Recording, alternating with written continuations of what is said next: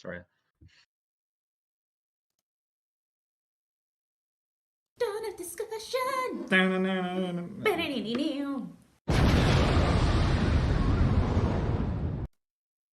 Hello, ladies and gentlemen, and welcome back to Dumb Discussions with Guy and Ron. And that intro was played on very specific request from our first guest in the streaming game. Say hello to Cash. Hi. How you doing? Pretty good, Thanks for pretty good. having me. How are you doing? I'm pretty good. A little bit tired. I had a busy day today, but Yeah, I'm happy to that's be here good. with you guys. It's good. That's good. So you streamed today as well. Days Gone. So what? What just happened? Were you talking to someone else? Someone interrupted Are you talking to the walls? Funny camera thing, but it didn't work. Oh, okay. Ah. Okay. But yeah. Well, yeah. Who is the clapped one in the middle? First comment from Bo. That would be Cash. Hi, it's me. There he is. So, would you like a hot one style intro, or do you want to just like get into the conversation? Let's get into it, man. I mean, Okay. You don't want to be puffed up. Do something fair. fanboy and amazing to introduce me. Fanboy. Yeah, Okay. Current players on Thursday's campaigns with Jason's game know him as Ziggy, but most people know him as the lovable Cash from previous D&D campaign, now streaming on Twitch. Has taken a break for a while, but is now back full time, pretty much 2 days a week at this point. 2 days. 2 days, maybe 3 days if he feels like it. Playing all sorts of games ranging from Alien Isolation and Days Gone to maybe Sims 4 and Dream Daddy Dating Simulator. It's Ross, also known as Cash. Hey. And on that note, just simply because maybe some people don't know, but the name Cash, where did that come from? I mean, no, I think Ron. I don't know. knows, but I don't know. Some people. Oh, there you go. The name Cash Yeah. actually came from a character in Power. There's a character in Power called Cash. Okay. Oh. And yeah, I chose him because he's What's like Power? the most stupid, pointless character in that whole series, and I wanted to name my character after that. What was his power? Fair enough. Sorry. Power. It was a series on Netflix Okay. about a drug dealer trying to become a governor of the city of New York. It makes sense. It's amazing. Everything makes sense. And his name is Cash as well. Good God. Well, Good there we God. go. Cool. Right. Well, Well, great for joining. First of all, we wanted to kind of like tell you this in person as well. We kind of briefly said that yesterday, but I think now it's more worth. On Friday, no, on Thursday even, you have achieved Twitch affiliate status. I did. So congratulations. I did. Thank you so much. Comes with a couple of questions that we would like to ask you. First of all, what got you into streaming? Okay, I'll be honest with you. During the first lockdown, Mhm. Me and Akila, Sarah, who Right. also has a Twitch channel, Mhm. were really fucking bored. So we would just start FaceTiming each other, just talking shit. And then we got on the subject of like games, like horror games, and why I would never fucking play one. So she basically convinced me into playing a horror game. Right. And the way we did it was so fucking grimy. It was like me on my phone, FaceTiming her on WhatsApp, Mhm. balanced on the washing line on the top of a fucking pile of toilet roll so she could look at the screen of the Oh, TV. wow. And then me just playing. And then she said, you know what, this is stupid. Just set up a Twitch account. I'm like, I don't want to fucking do it alone. So we eventually created the channel together. And then we just started playing games on Twitch. Nice. yeah. Because you We had were the cool, channel we were- together before, didn't you? So again, You guys had the channel before together, right? yeah, we shared the Twitch channel, Cash and Akila. And Right. then I think she couldn't keep streaming as much, so because she had a lot going on in her personal life. And then I tried doing some like in between work and on lockdown, that sort of thing. And then work started up again, so I didn't play or stream for like 4 months. So Right. for 4 months I haven't been streaming. Then I've only just got back into it in like the past 2-3 weeks. I think so. I think it's like a yeah. month-ish. Yeah, I think Yeah, it's so- approaching a month now. Yeah. I'd Okay. say. Yeah. Cool. Something like that. So what made you come back? Boredom again of the lockdown. I mean, Nothing else to It's do. it's a simple reason, but it's perfectly It's perfectly fair. I mean, yeah. there's only so much Netflix and stuff you can watch, like without Yeah. it getting Yeah. painfully boring. And I don't know how about you as well, but let me like, just get into it again because like it was fun. Like, yeah, Because sort of this, I guess, the question as to why specifically the genre you've kind of gone into, which is from what is on your channel, is mainly horror. In all honesty, let's be honest, horror games are fun, but they're never as much fun if you're playing them either with people or with people watching you play them. Let's be honest. well, the thing is, when I'm playing, I hate the horror game, but for some reason, people love seeing me petrified. So I think if Because this it's is what very people funny. want to see, I'll torture myself for like a couple of hours just to get a couple laughs. An easy laugh is an easy laugh, and I'm down for it. Yeah, because it's really funny to see you scared. But then also, I will say, when you succeed, it is euphoric. Yeah, I think that's the thing is because at some points, dying and dying gets frustrating. Yeah, I think that's the thing. I'm the one going through the shit. I feel, see, this is the thing as well. I don't know why people keep watching to see me be bad at games all the time. Let's be honest, most of the people who are streaming games are okay. They're never really that great or good. There are a few that you think, you know what, these guys are actually really good at games, but I've just been watching one person recently. And every single time I watch him, I think, God, I don't think you're that good at games, but for some reason you're really fun to watch. And I think you always would rather watch someone not do well, because at least when they succeed, it's generally like a, yeah, good for them kind of thing. Whereas when you watch someone who's good at video games being good at video games, it's kind of like, well, it's fun for a bit, but it's never that much. I mean, that was the whole plan of the stream, like just to pretend I was really bad at games. Of course, yeah. And then when you think to yourself, like, okay, it's been enough. It's been enough. You just pull out the moves. Oh, what? Can they hear me? Oh, I should probably stop talking. That's just you going into concentration mode.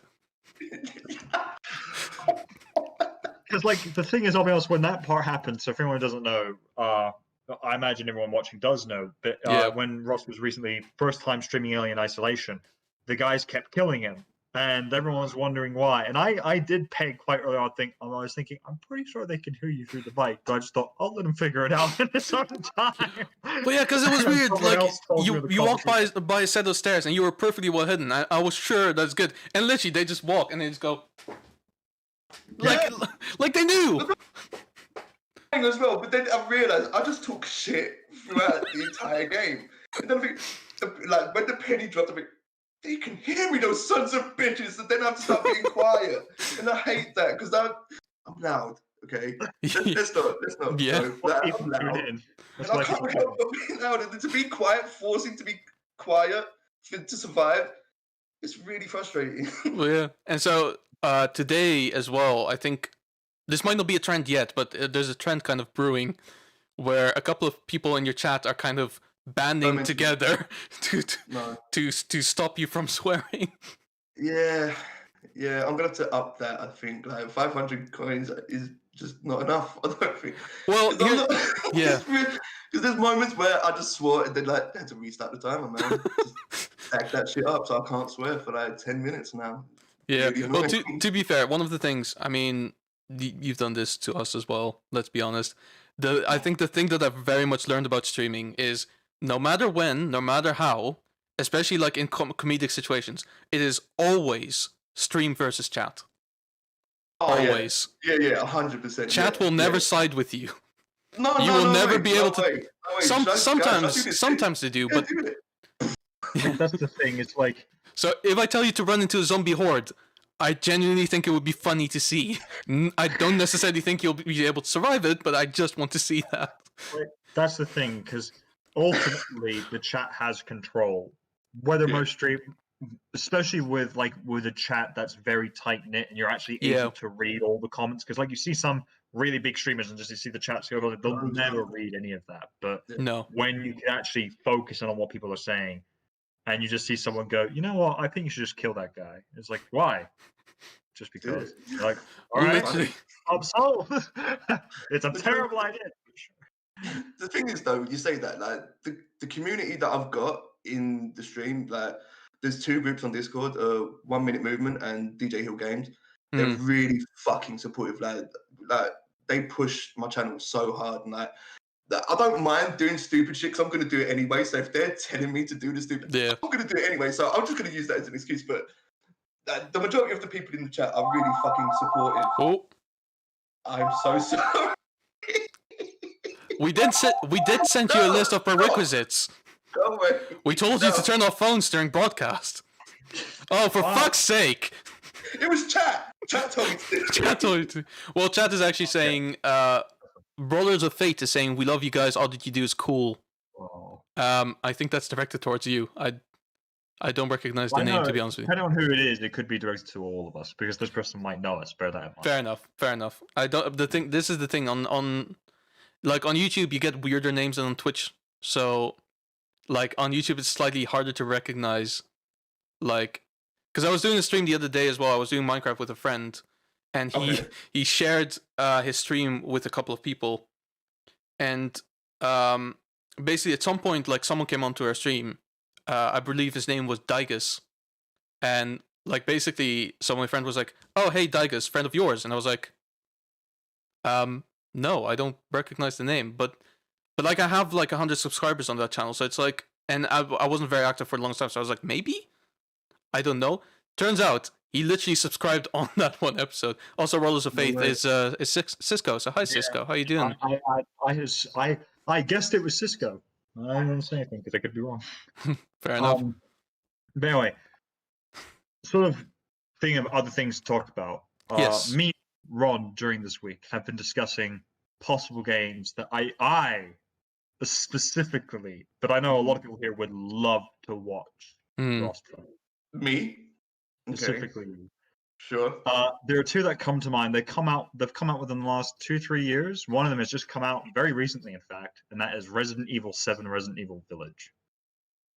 Do you know what? I actually got Resident Evil 7 as a backup to play after, like, doing Days Gone or Alien Isolation. After you played Dawn Discussion, you're into. I will tell you this. I've seen some stuff with Village. I haven't seen any stuff from 7. I've seen a bit of stuff from 7, and I will tell you this right now. Boy. I watch it and I think I want to play this game, but I know that I probably never will. Because it's just like, the thing is, like, the reason why I actually have played Alien and I like Aliens because I know I know the movies, so I know the game, so it's fun in that aspect. Whereas the Resident Evil games, I think I know a little bit about the lore, but not enough to compel. No one knows the movies. Sure. I mean, weirdly, I do know the movies, but the movies are trash, and the games are actually a lot better than the movies. So yeah. I mean, to be honest, I played a bit of Resident Evil 7 already, but I didn't get past. Okay, well, the first 20 minutes of the game, but it took me like over an hour and a half to get there because it's just so fucking bad. Like, it's a really airy game anymore. It's not even. It's like real fucked up, crazy, lunatic, psycho people. Yeah. Like in the hick town in the middle of fuck all nowhere, and yeah. The shit that gets me, this stuff could actually fucking, and it probably has already happened. And that's what gets inside my head. So that's why it took me like an hour and a half to get 20 minutes into the game. Like that's the thing, because I played recently the Resident Evil 3 remake. And it's tense, but it's not scary because it is so much more action packed. You feel a little bit stronger. Whereas and the thing is, I think part of it is because it's third person. First person horror games, especially now these days, have become such a terrifying thing. And I think Outlast was one of the first ones to really sort of, not the first one, but one of the first ones that did it, that made me kind of get into it. And then Alien Isolation, I think, really even touched it up to another level. But then when I think a lot of games, like when I saw the demos for Resident Evil 7, I was like, that feels like it's just Alien Isolation, but just not in space. That's all it felt like to me. Yeah. Oh, there you go. That's a suggestion. So yeah, I'll definitely play those games for you just as soon as I finish the playthroughs of what I've got going on now. Yeah, Days Gone, Alien Isolation. Are you gonna play multiplayer games as well? I mean, I'm up for it. I'm definitely up for it. If you guys want to join in on a multiplayer game, absolutely. I mean, we're always down to feature. I think me and Ron have kind of discovered when we've done a little bit of streaming and recording stuff with multiplayer games, is it's a lot more fun streaming those kinds of games when you're playing with friends. Yeah. It's never really as much fun if you're playing it by yourself. I always thought. So I think that's something we should absolutely look to do at some point. It's just we all play. My thinking of it is, if I'm playing a horror game and there's someone with me, it's not that fucking bad because I don't have to dwell in that shit on my own. No, it's funnier. It's so much funnier because you can scare the other person by being terrified. Like it's so much funnier. That's the thing, because I've always thought I would love to actually be sitting in the background as you were playing Alien Isolation, because I just be that guy going. Yeah. No shit. Fuck you, by the way, for recommending that game. By the way, that is fucking a lot of fun. Terrifying. Yeah, but it was free. It was really cheap, though. That's the thing. I think, as I remember when I recommended it to you, was it? Or I think I got it for like less than a tenner. Yeah, nice. It's been out for a long time, and I think it was during the sales or something. So it's like, you should get this game because it is so entertaining to play. Dude, it's like, it's not even. It's what you hear like from far away, and like something's about to fucking jump off, but you don't know when. And like I think, and then when it doesn't happen, it makes it even worse. Do you know what I mean? Like it's the anticipation of something happening, and then never actually, and it fucks with your head. That's the thing. Like there were 2 points in that game. Well, one point where I realized this is going to be one of the most annoying games to play in terms of just the terrifying factor was when I was waiting for like one of the trams to come along. It was just, and I was just standing there waiting for the longest time. And then when I got in, nothing happened. I was like, fuck, right, nothing happened. And two, the other thing that scared me, there's so little music in that game. Right. Yeah. All you have is the ambience, and that just terrifies me because like, I think you get the little exhaust vent with it, and I think yeah, exactly. You have to jump yourself. I love that so much every time as well. Like even when there was a part of the game where the doors, like the blast doors, open. I went, that's got me. That got me. It was the fucking. Like actually, at the very. I remember tuning into your very first stream of it, and then you were literally on, I think, the very first section, which there was no alien at all, and you were walking towards it, and like, bro, no fucking alien yet. Just calm down. It was funny as well because he was looking around all the time, going like, "Can they crawl in vents?" Now I know they can. And that's the worst. Well, I did. What I was saying, because we could go into little crawl spaces. I think they can't get in there. I did tell you that I don't want to lie to you, and then proceeded to say nothing when you asked.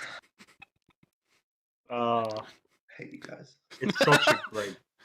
It was probably one of my favorite games of the year, to be honest. It's really good. It's really fucking really good. Yeah. But Ross, I have a question. Okay. The other day, Guy and I did an episode where we kind of talked about whatever stuff like we wanted to talk about, and there was this bit where I brought up this film, Kung Pao Enter the Fist, about how it was like edited from a different film into this. You had something to add to that, I believe. Yeah. So you were talking about how if you could remake any film, like basically re-edit any film to use the same footage for the most part, and then make that into a whole new film. Thinking about it, and see, the thing with me that I like about film is that realism. Yeah. Okay. And like, and this is going to contradict my thing totally, but Lord of the Rings, I know it's like fantasy stuff, right? Okay, but go on. Okay, relatable. That's what I meant to say. Make it more relatable to people. Okay. So everybody talks around with like a really posh voice. And I don't understand that. I hate it. You've just got Aragorn. There's no way a hobbit would be talking like he's going for high tea. Like, it's your Sam, Frodo. No, they'd be talking a fucking Scouse accent. Like, fucking hell, let's get the fuck out. Make it more relatable.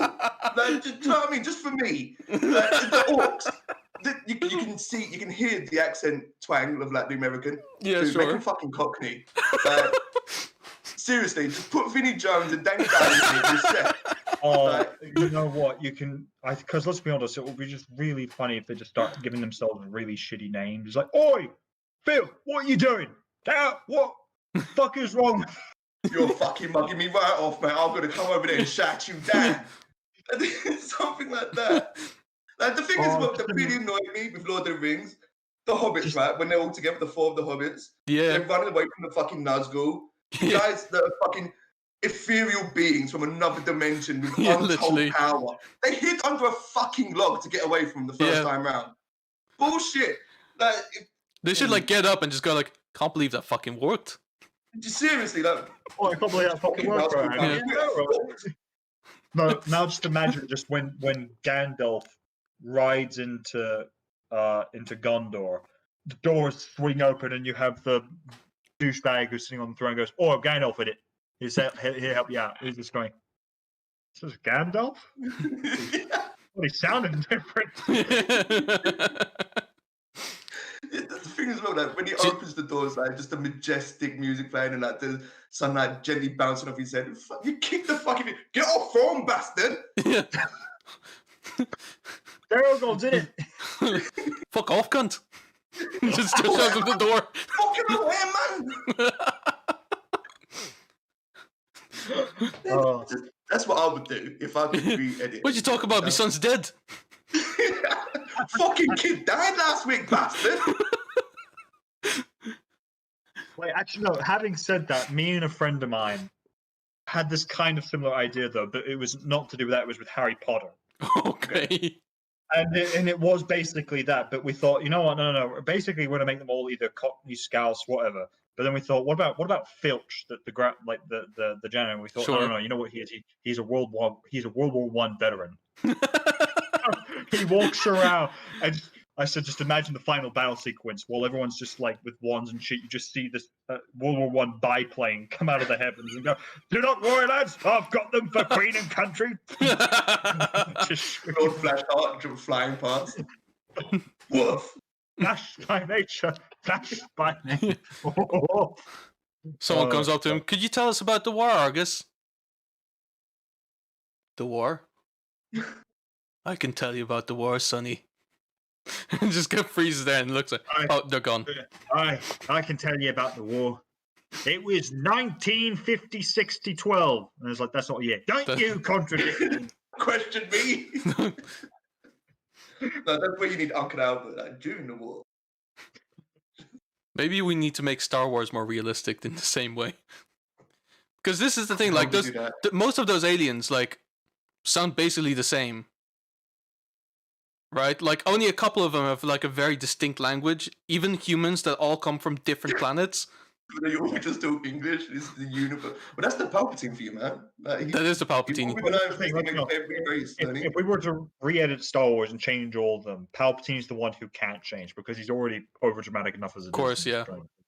But just now imagine the doors open, entering in is Lord Vader's like, well, what's all this then in it?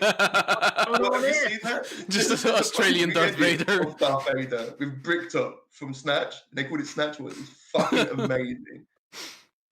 Well, you know, you always also have the edits where, you know, they just use Samuel Jackson quotes for Darth Vader. I've had enough of these motherfucking rebels on this motherfucking Star Destroyer. Say what again? I'll fucking dare you. I'll double dare you, motherfucker. No. Say there is no try. Say there is no try. One more goddamn time. Literally, like Leia says, like, I don't have the plans. What does Marcellus Wallace look like? Oh. Now, when he's talking to Palpatine, though, I'm the foot massage master.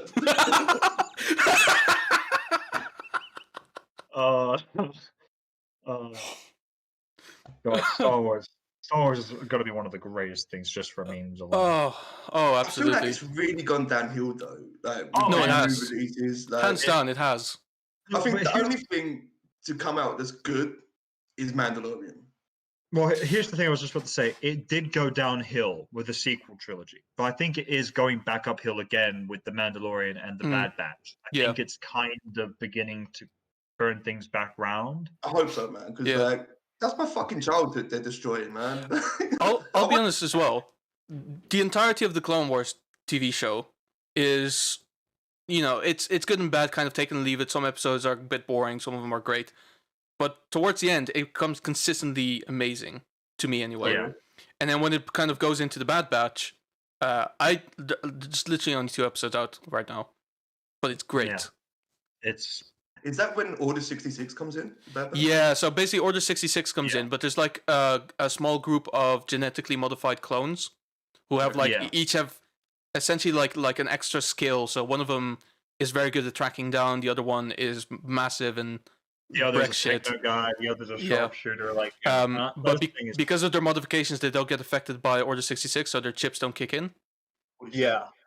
So they're fighting the Empire. It's really cool. Yeah, it is really cool. So yeah, for you or anyone else, so for Roth and anyone else watching who is a big Star Wars fan, if you haven't watched the Clone Wars, you really should. It is a fantastic show. Yeah, and it ties into the Mandalorian as well. Even for an animation, it's really good. Yeah, and basically like all the new like Star Wars media as well. So Clone Wars, Rebels, even Bad Batch, and the Mandalorian. They're all connected. Oh really? Yeah, because there's a bunch of characters in the Mandalorian who have previously already appeared in the Clone Wars. Wow. So like Ahsoka Tano, Bo-Katan Kryze, all those people have already appeared. Wow. Yeah. Luke So a lot of them Skywalker, I have- guess. No, he hasn't appeared in the Clone Wars. That makes no sense at all. Well, he briefly appeared for like a shot. Yeah, Rebels. but that's about it, and it was a If you want vision. to get technical, I mean, he technically was in the Clone Wars, right? Because his dad was there and stuff. I mean, well, He was was a in Revenge of the sperm in the Sith. Clone Wars, so He you know was in Revenge of the Sith. Actually, that's a fair point. he So, was. Yeah. As a little baby, as a little baby Yeah. Skywalker. Yeah. Something a friend of ours that pointed out today, which me and Ron, Didn't big know. messengers we are, had no clue. When you actually look at Luke Skywalker, if you take Luke and then the first letter of his last name, spells Lucas, as in George Lucas. No way. We didn't know that. We had. That was Wow. like the first time. I don't. Let's say I don't know whether or not that was done on purpose or whether or not it's like a happy coincidence, but it's also like it's still an E. It's going to be on and not an purpose. U. George Lucas doesn't cause accidents. And he had to be the most. He makes powerful guy. mistakes. He makes mistakes, but not accidents. He makes mistakes, but Yeah. no acts. Also, Cisco says, Cockney Hobbits Rock, hashtag. And also Tammy says, it's me, Aya's friend. That was very difficult to read for some reason. Welcome to the show, Tammy. How's it going? Hi, Tammy. Yeah. Hi, Cisco. But yeah, we've also got Thomas and Martin. We've got a good group of people here. Yeah, we Very got a group of people. Bo's here too. Hi, Bo. Hi. Bo is Yeah. my niece. by the way. Oh, okay. Aw. She has a strong affinity for the picture in the background. Yes, I know. Kind of funky. It is a funky picture. It's got nice dimensions. I like it. It's a good picture. Seeing we're all here now and seeing this, we started this channel mainly initially to talk about specifically arguably films. Yeah. Having to talk to Ross. A few questions Having for you. to? Wait, having to? We have to. It must be done. Yes, Okay. I paid you guys. Yes. Uh, Okay, it's true. We are First paid. and foremost, what is your favorite film, if you actually do have one, and what Favorite film are you film? most looking forward to coming out within the foreseeable future? Oh man, favorite film. I got would accept two, to be honest with you, because your favorite film is very hard to choose. Yeah. So if you have to pick two, that's also acceptable, or Well, even three. If They, that, they have the same Or acting five. in it. They have the same. Okay, so well, it's just about the actor at this point then. I mean, once I say it, he's an amazing actor. I mean, number one, Scarface. Okay, it's Al Pacino. Yeah. Yeah. Second one, Scent of a Woman. Really? Okay. I Nice. fucking love that film. It's an amazing film. It is a Oh, great okay. film. Okay. No love for heat. and Huh? No love for no heat. love for Heat. Okay, fair enough. It's No, nice, he's but there's too cool. much of Robert De Niro in it, so Yeah, De Niro tries to take out his limelight, man. I'm not about that. fair enough. Fuck De Niro, he's overrated. To be fair, Um, he kind of is a little bit. Yeah, he's not always been that good. I would argue. He's been in a few really good films, and I'd argue the few films of his I really like are the obvious ones, like Meet the Parents or Meet the Fockers. Oh yeah, fair. Wow. Like I love him. But once again, the second part of the question: what film are you looking forward to coming out in the foreseeable future? I saw the trailer for it the other day. Well, I don't know. Okay, so there's two again. One, Yeah. I don't know if it's bullshit and that it's just a rumor, but there's meant to be a new Matrix film coming out. I don't know. Yeah, it's real. It's real. Yeah, There is? Yes. yeah. Okay. So I'm hoping that can like make up for the last two. You know, because Yeah. Fair. yeah. Yeah, let's be fair. I haven't seen them because I've been specifically recommended not to. Yeah, dude, So- don't stay Okay. on one. Honestly. Stay on one. Yeah, fair enough. One is the only thing that's worth it. Second one I'm looking forward to coming out is the new Carnage film coming out, new Venom film with Carnage. Oh yeah. Honestly, that trailer was surprisingly amusing. Well, that's Dude, the thing Woody Harrelson, man, is fucking Carnage. I'm down. Count me fucking in. So, take my money. Not even that. I saw a comment that described the relationship quite perfectly between Venom and Eddie. Like the first film is Venom is this hungry, powerful, symbiotic alien. Second film, basically a really annoying roommate. And I'm like, that's a completely better assessment of the first trailer. Yeah. And oh my god, when that short sequence where they go to see Mrs. Chang and it's like, "Hello, Eddie. Oh, Mrs. Chang. Hello, Venom." I just think, God, Venom. No, you can't do that. You can't even, no. What was that, Eddie? You should come here. Also, Tammy's got We should fighting come here. words. Tammy's I got think- fighting words. The Matrix trilogy is perfect, she says. I thought you Oh. knew about film, though, Tammy. I thought you knew about the film industry and what made a good film in that. I'm surprised you would say that. It's shocking. Wow. Films are all preference in the end. Yeah, to be Yeah, fair, her, good her point, ratings good of the point. Star Wars films were questionable at best. Like that's the thing. Yeah, I think because weirdly, the more and more I think about the sequel trilogy, the more and more I actually think I prefer Episode 8 to 9. The more and more I think about it, the more and more. No, sad I've always felt that, but the only reason for that is because Episode 9 was so unnotable and boring and useless that I genuinely don't really have anything to Yeah. say about it. Yeah. Like Episode 8 I hate, so at least there's something to say about it, you know what I mean? Like there's a couple of things where I go like, what the fuck is this? What the fuck is that? But Episode 9 is so like pointless that I just go It's- like I could be it's- annoyed about these things, but I can't be bothered to. Episode 9 is a vanilla film. It's the kind It of is. film like you sit down and you think, there's some great popcorn movies where you just go and you would just, watch it just for the sake of watching it. There are other Yeah. films where you watch it because they're bad. There are other films and Episode 9, you're like, I just watched this, but I feel like I didn't watch anything. Yeah. That The makes best sense. part of that- That's how- The best That's how part it of that feels. film, the best part of that film was the popcorn. Oh, Cisco's backing us up as well. Yeah, I don't know, man. Like, I think there's a lot to be said about Star Wars, which we kind of fall back to every time because we love Star Wars as well. Like, I think it's also occasionally, but when we have guests, it's good to if they like Star Wars as well. It's always good to Yeah. sort of ask them what they think of it. But yeah, what do you Dude, think I of the love pre? Star Wars. What's your opinion about the prequels, by the way? Um, Because I'm always I mean, interested. Rogue One was okay. Rogue Okay. One wasn't that bad. I don't feel like it was that. I mean, it got a lot of stick, right? But I feel like it's Rogue my One was that favorite bad. Star Wars Yeah. film. So, but that's my personal favorite Star Fair. Wars film. Yeah. But Yeah, man. specifically, what about like with the Phantom Menace, Attack of the Clones, and Revenge of the Sith?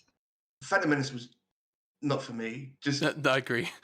I mean, the only good thing about that was Darth Maul busting out that double-sided lightsaber. That's Yeah, the only good thing about that film, I think. I agree. And I'm the music that played there. Revenge of the Sith, Attack of the Clones was fucking amazing. I really enjoyed it. I really fucking enjoyed it. Yes, my man. I know. I loved it for the piece of shit that it is. It's like Starship Troopers, okay? It's Okay, such a shitty film. It's amazing. You It can't is. not fucking it's so hate it. it's so beautifully quotable. Like every bad line in that is so beautifully quotable. You'll never forget it. You'll always remember it. And it's You say there for that. a reason. You say that, but so a couple things like unpopular opinion. I actually don't think Episode 1, after the times I've rewatched it, is that bad. I think if they had Okay. removed Jar Jar Binks, film would have been better.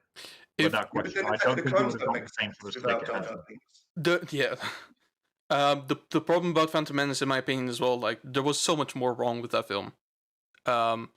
the CGI wasn't finished. You can tell. Like there was so much more that needed to be done for that, especially if you're gonna have huge set pieces of like droids fighting Gungans, and on a huge empty space, they didn't fill the space enough. To be fair, I give Star Wars a massive pass when it comes to the special effects, considering the whole series started out with fucking spaceships on wires. Yeah, but they made it work and it looked really good. But literally, those battle droids, if they just had like, it would have taken longer. But if they just stop motion animated them, like most animations were done at the time for robotic looking things, even in bloody Jurassic Park, like if they'd had just done that, it would have been a better film already. Yeah, that's fair.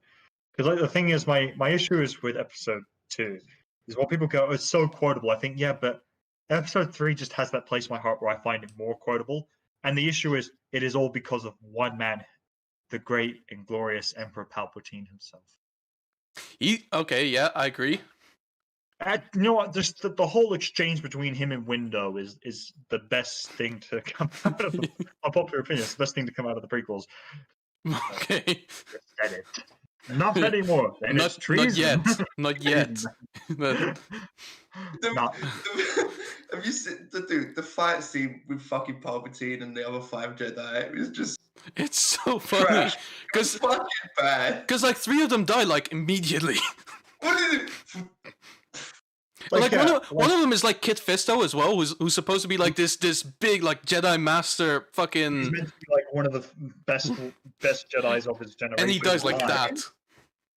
Yeah, Kit Fisto, yeah. So basically, he's like a green-looking guy with like tentacle things running down his chest. He was the last of the 3 that died at the start to die. So he lasted like 20 seconds compared to his other 2, something which like lasted that. like 2 and then 3 seconds. Oh man, no, go on. I like the exchange between Palpatine and Anakin though. When he's all that. Dude, Hayden Christensen gets so much flack, but honestly, he made the greatest situation out of a bad script and bad direction. Because I'll be honest, as a director, I don't think George Lucas is that good.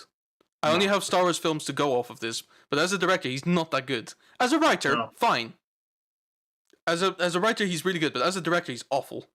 As a world creator, I think George Lucas will go down as one of the greatest in history. Yeah. Along with Tolkien, with even George R.R. Martin, like he's up there. Even ahead of a few of them. But as a writer, when it comes to even with writing scripts, I think, George, you can write a fantastic story. You should not write dialogue. You should never write dialogue. No, his dialogue is quite. I don't like sand. It's rough and coarse and gets everywhere. Yeah. I love that scene so much. Unlike your skin. The way he says it sounds sensible. Like, I don't know why. It's just, it's like that whole. He does, dude. He does, because he's like, I don't like sand. It's coarse and it gets everywhere. Unlike your skin, so soft. It's like, oh, dude. Oh, dude. You know what? The greatest comparison someone ever gave me for episode 2, and basically just saying, if you ever want to reference and tell someone that this is the kind of Star Wars someone is basically, it's Star Wars, but if it were Twilight. Holy shit!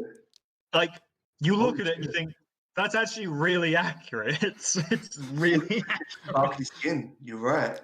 To be fair, though, my favorite line in that entire film is like on Tatooine shortly after, like, he goes into the Sand People camp and like is back there, and Padme approaches him and he's like, I killed them all the men there, and the women and the children too. And then he goes, I hate them. And it's like, is that how you're justifying this? It's like, I killed them because I hate them. And it's like, you just said women and children. They've done nothing. How'd you recognize the women and children as well? They're all equally tall and just exactly the same shape. No, they weren't. I mean, you don't know what happened in that cutscene, man. They could have been saying shit about his nan for you know. Give the guy a break. Don't judge Anakin. Wait, Annie, fuck your mouth. Annie, how's your mouth? Oops. Yeah. Oh yeah, and he was dead. Oh. And then he killed them all, and he was like, "They're making fun of me. I hate them." And the worst thing is, all of those shticks fucking worked. That's the worst of it. Yeah. So now you know, like, I do like the sequence though that follows afterwards, where it's like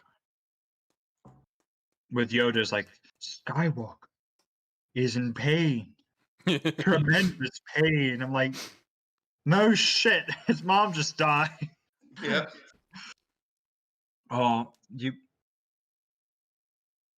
What was I was going to say something about episode 2, and the only thing I can tolerate about episode 2, and I love watching about it, is Obi-Wan Kenobi. Sure. Just throughout the whole film, he is the best part of that movie. Sure. Because from start to finish, just when someone comes up, it's like, you want to buy some death sticks? I don't want to buy any death sticks. You don't want to buy any death sticks? You should go home and rethink your life. I will go home and rethink my life. He's like, yeah, no, fair. That's Obi-Wan. Just walks in, convinces a drug dealer to change his ways. Yeah. Carries on like nothing's happened. Also, I hate it when he does that. Does the same thing. Yeah. No, he didn't jump out. He didn't jump out of the car like when they did. I did. Yeah. But no, my favorite fucking part is at the when it comes to the beginning is when they're in the elevator scene. Is like when you got us trapped in that nest of gun darts. That was you, Master, and I had to rescue you. Oh yeah. he laughs to himself as if remembering it. Like, yeah, I did get it. And that's how oh. Anyway, so Cisco says he sounds like one of my favorite D&D characters. which one? I don't know. He retracted the message. So speaking of D&D, I have a question for you. When did you start playing? Actually, yeah. How'd you get into it? Me? Yep. Yeah. I started. When did I start playing? About 3-4 years ago. Oh, okay. I feel like we all kind of started. We all started, I think, roughly around a similar sort of time frame. So how'd you get into it? Like, who got you into it, rather? Like, this could sound so fucking nerdy and geeky, and I have my niece watching and everything. Look where you are! Look, literally right above you! This is a nerd podcast! What do you expect? We've just been talking for like 15 minutes about Star Wars! Okay. So, did you guys ever hear of like high rollers? Yes. Yeah. The Okay, Yogscast thing, right? that. Is this the Yogscast thing? It's a podcast. It's a D&D podcast. Yeah. So I'm thinking, okay, this is kind of cool. I'll watch a couple of episodes of this, and I'm thinking, how the fuck do I play this game? So I've gone on like Google. I'm just like D&D in East London, and then like it come up with like a pub where they do like weekly events. Okay. So I thought, okay, I'll go there. I'll check it out. See what's going. Like no fucking thought or preparation or anything knowledge of the game, and I've just strolled in ignorantly. And that's where I met Jason. And so, Right. So let me set the scene. So I've just finished work. I had a shower. I'm going there. I've got fuck all to do. I think, okay, do you know what? I'm going to go there today. So I've got a taxi to the pub. And I've walked in there. And I said to the barman, I said, yeah, you guys got a D&D game here or something to that? And he goes, yeah, it's upstairs. So I've gone upstairs.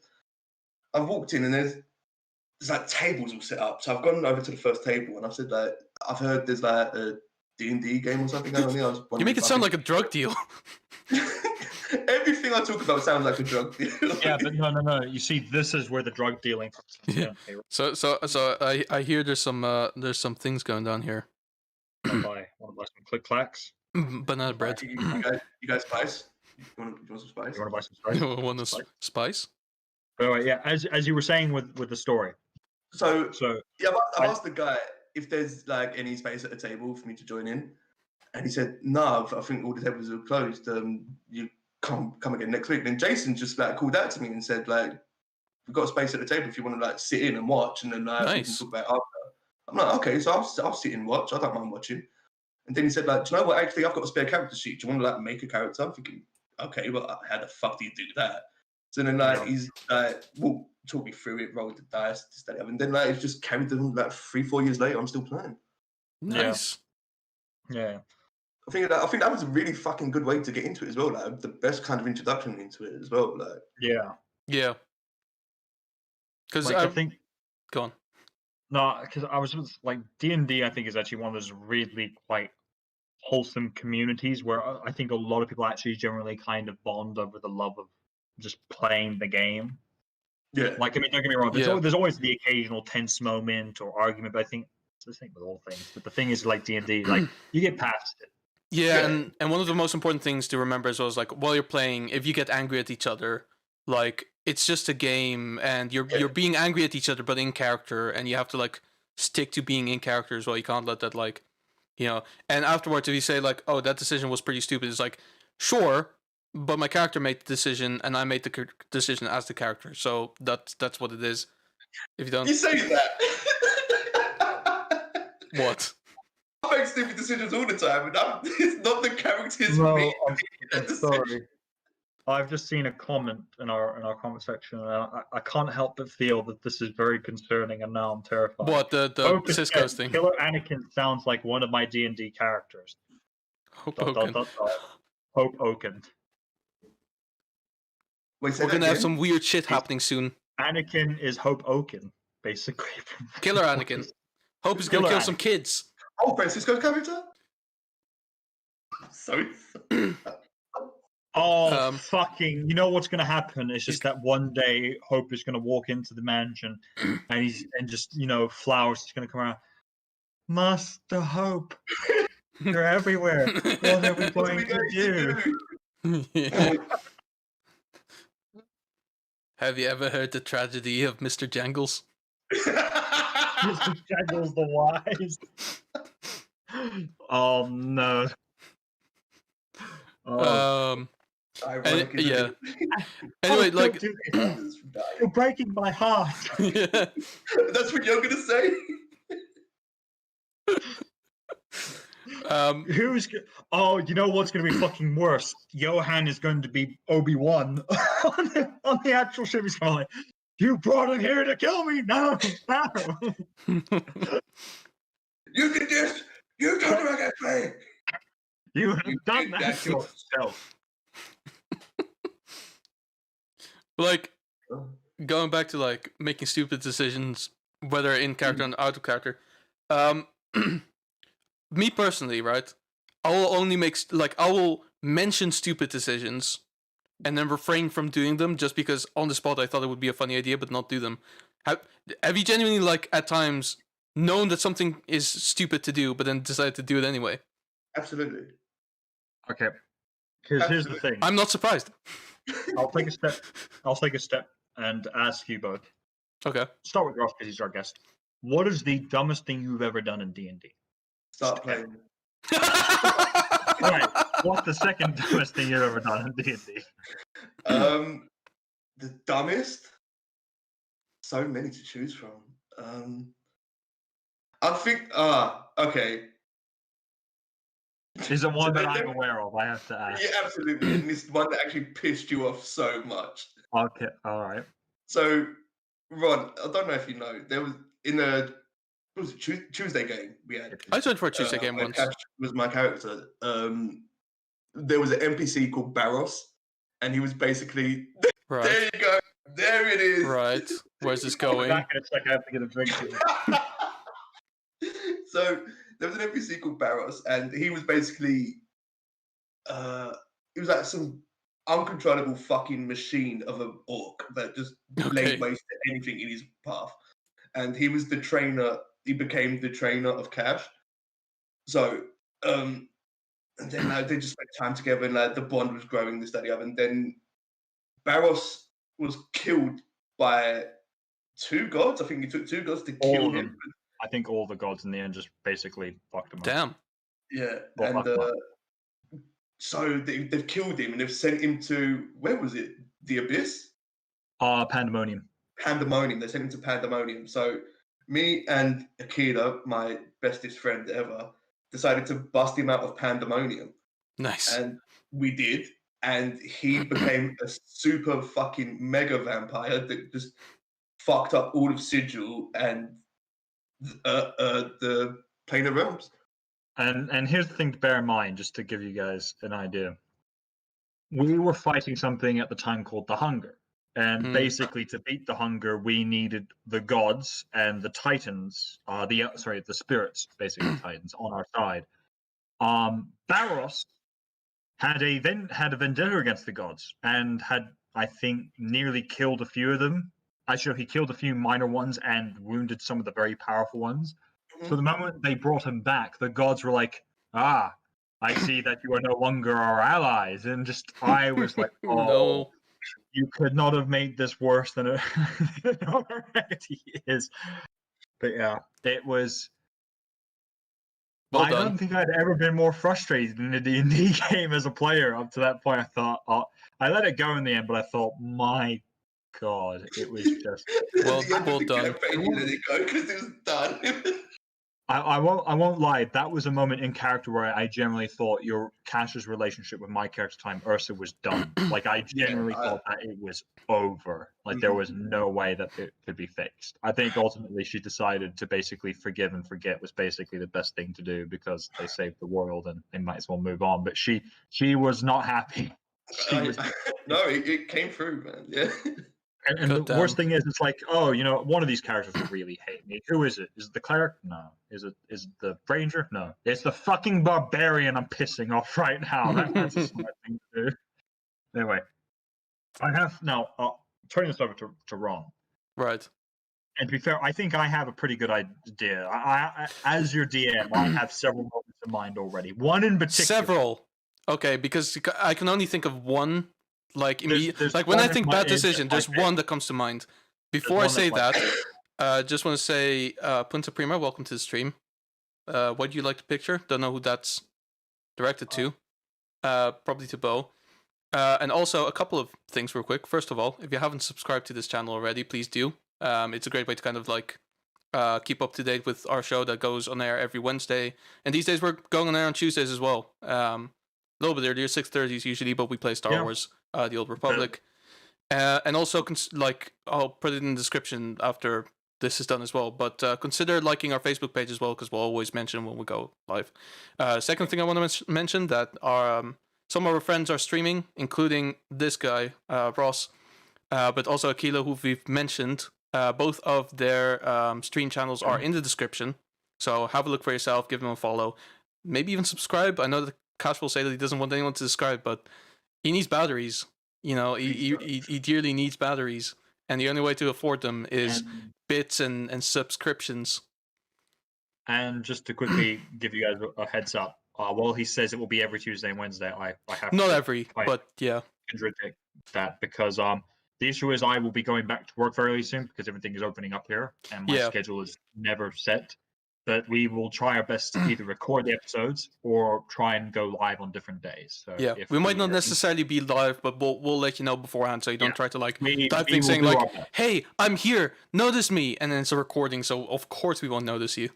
But even if it is, and I'm not too busy on that day as well, like I'll try to sit in during the premiere and basically like talk to people as the thing is progressing. Yeah. So that out of the way. When I think about stupid decisions that I've made, there's only one that immediately springs to mind.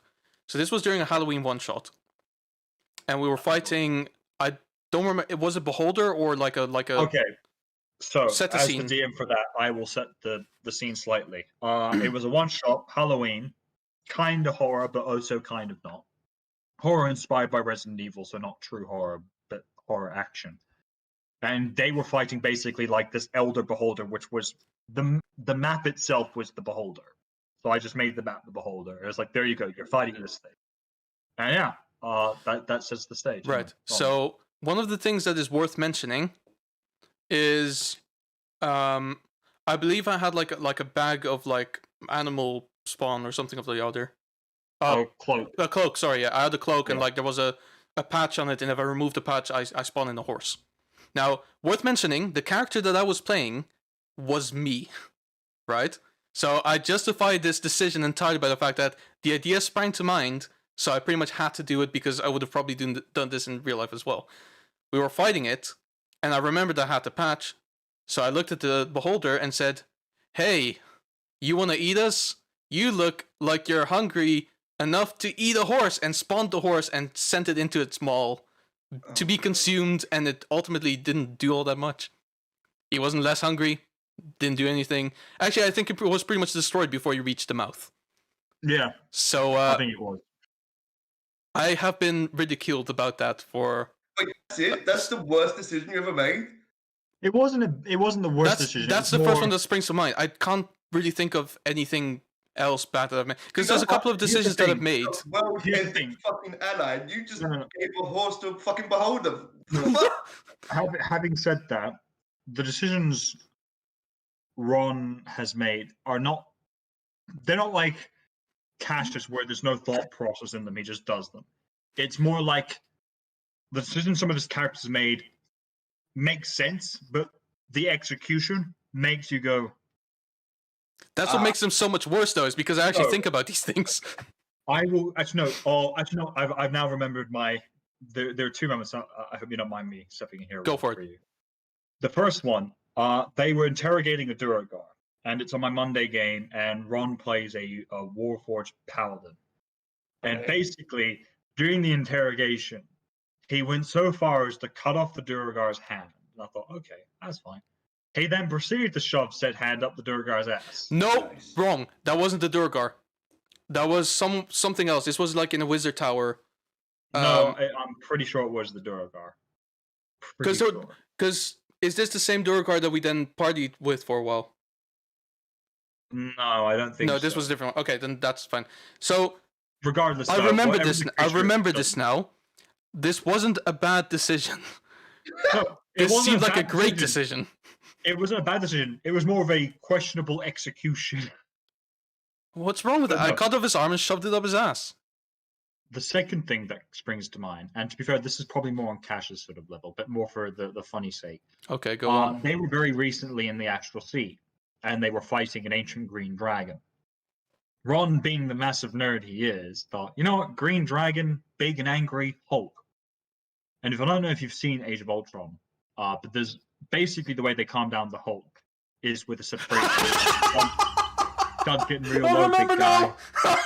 Come back to us, and then the Hulk turns back into Bruce Banner. And Ron had the genius idea of thought, you know what, I'll do this with the dragon. He took his full action to do it, and then it did nothing. And the dragon went. Joke's on you, though. You gave me an inspiration point. I did give you inspiration for it because I thought, dumb, but funny. Dude, and also, can I add, the only reason why I did that is, first of all, well, two reasons. One, because I had the idea, and second, because you told me if you do that, you'll get an inspiration point. So I thought, fuck it, I'll do it then. I'll get something out of it, fine. It's similar to now Jason when he's like, you know what, if you guys do this, which will end up being bad, I'll give you inspiration for it. He's blackmailing us at this point. Also, Tammy says, shove the hand with the help of a cleric. That is correct. The worst part of that wasn't the execution of it. The worst part of that is that his pain tolerance was apparently so good that he actually enjoyed it. That was the problem. Oh yeah, that's right. And he enjoyed it so much that he fell unconscious. No, I will say this. Good the sad times. thing is for me, I don't have any of these moments because most of my characters typically kind of have to be the voice of reason within the group. Because when I'm dealing with Ron in some cases, but specifically Ron, I have to babysit you. So we look at it this way. Let's be honest. Ursa's relationship to Cash is akin to that of basically an aunt and a nephew, but a really close relationship. So almost motherly and son. I'll get that. Ziggy and Aaron's is probably akin to that of big sister and little brother at times. So I have to be the voice of reason. And it gets exhausting after a while. And now, thing is, I've been talking to Tammy about it. I now understand why Martin isn't playing the cleric on our Thursday game anymore, because he probably was the voice of reason for a long time. Man. You must have had some joke character at some point that you did stupid things with. Who? Me? No, No, that me. guy. Oh, We expect that out of you, Ross. No, you're a guarantee. To be fair, I tried to cause these stupid situations myself as well. Like, I'm starting thinking now on the Sunday campaigns, I must have done something weird at some point. So I will say this: I don't think I really ever had a moment like that. The closest I could have come to was when I made Carl for our Thursday game, who died. He would have been who was my bard, so he would have been the only character who would have had any sort of application for that. But having said that, the closest I think that we've come to is on our Sunday game, Ron. And it's when we were playing. We're in a dungeon phase right now, and we found these set of doors that you open, and random shit will spawn out, or it will happen. The first time I opened it, I can't even remember what happened. You lost your armor. Like, you just appeared in pajamas. I opened the door, lost my armor. Like, basically, imagine he opens the door. As soon as he closes it, he's just standing there in his pajamas. Oh, it didn't come back when he closed it? It's just gone? It's just gone. Yeah. I was in pajamas. And here's the thing, this is now my phobia of this door. Ron's character opened the door.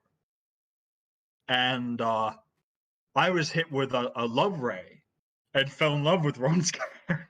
Oh shit. He was cured of it ultimately in the end. Yeah. But then we jumped further on. And I've been randomly teleported back, essentially, to this door. And I was there once again with Ron's character, and we were both kind of like, and I was like, well, we're here. Might as well give it a go, because it has spawned good shit. We got 25,000 gold out of this thing. Ooh. So I opened it again, and a squid fell on my head. And that was the breaking point where he was like, I'm not opening this door. And here's the thing, people were trying to metagame, saying, no, but there is good stuff. There's like, there is. But my character's experiences with the door have not ever been positive. He's not trying ever again. They are not good odds. I just thought of another thing. On Mondays as well. Yeah. So there was this point on Mondays where we got to Eberron. And so at some point, like, we come by this shop where there's an old lady working there, and we were going like, maybe we can work out some sort of discount. And for some reason, she was very attracted to my character. Now, my character is a Warforged with essentially like a person, like, I don't know how to describe this really. He was a person once and then has been converted into a Warforged. And so his former... Style? Sorry?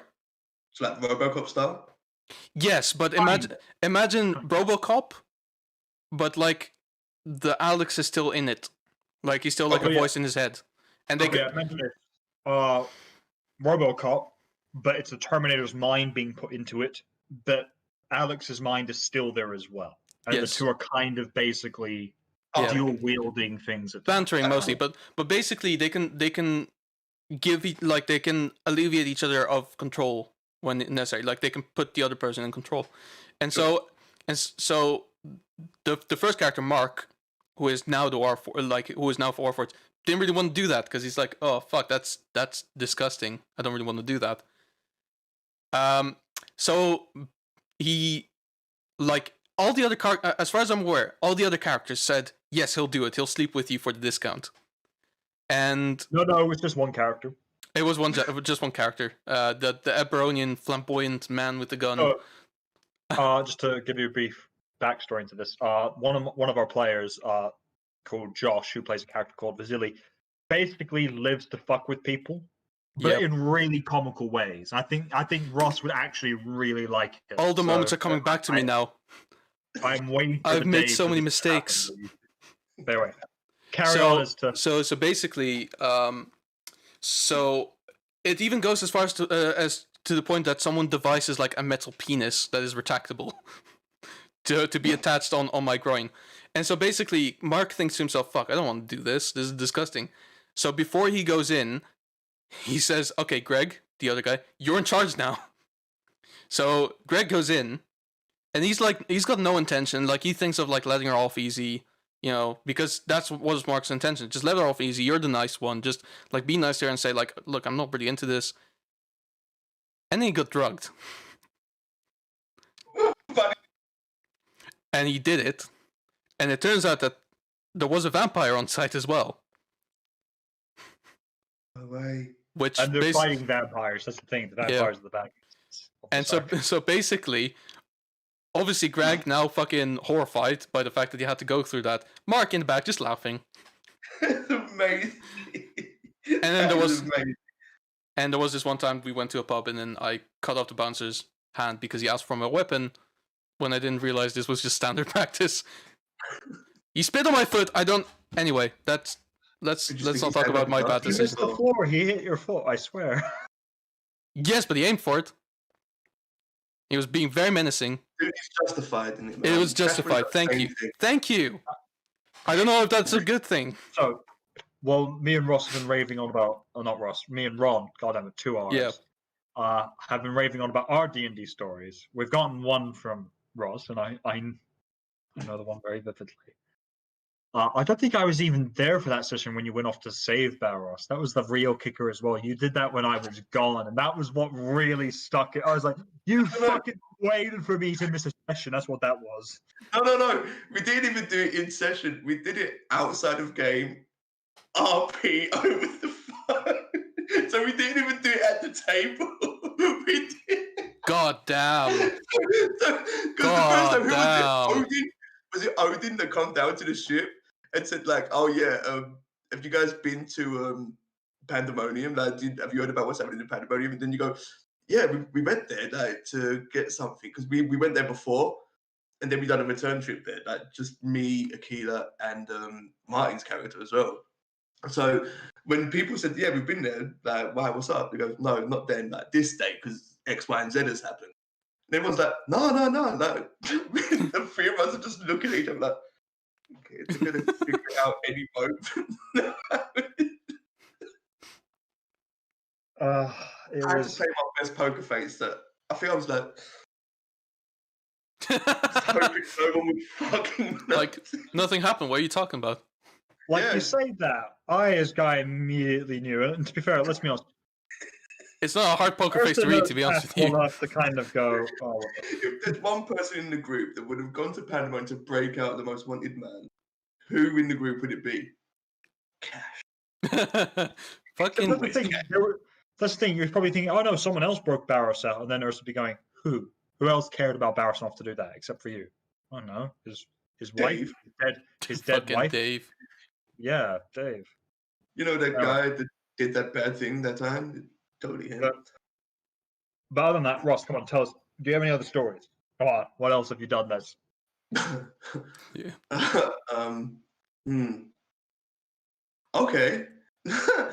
There was in the first Monday campaign that I played with Jason, I was playing a barbarian and he had a direwolf companion. Nice. So I wanted a collar for him, a nice collar, that's something like we just got a bit of money and I thought, okay, let's get something really big, fucking flashy. So I wanted like a magical belt to go around his neck as a collar. So I thought, okay, let's get something magical that'll beef him up, make him a little bit stronger, like just so it's fucking cool, right? So I found something. So I picked up the belt and Jason's described the belt like it's got a picture of a man and a woman on it over a vase, and it's like brown leather and it's like brass ornate design. I'm like, okay, that's cool, we'll get that. So I've paid for it and I've taken it to Wolf, and Wolf could talk, by the way. Of course. So I said, oh, I've got your new thing. Do you want to wear it? Like, he goes, I'm not your pet. I'm like, no, I know, but it's cool. Like, it's something flashy, like some fine jewelry for you. He goes, no, I don't belong to you. We're friends at the end of the day. I'm not wearing it. I'm like, okay, cool, I'll wear it. So I've put it on. I've attuned to it.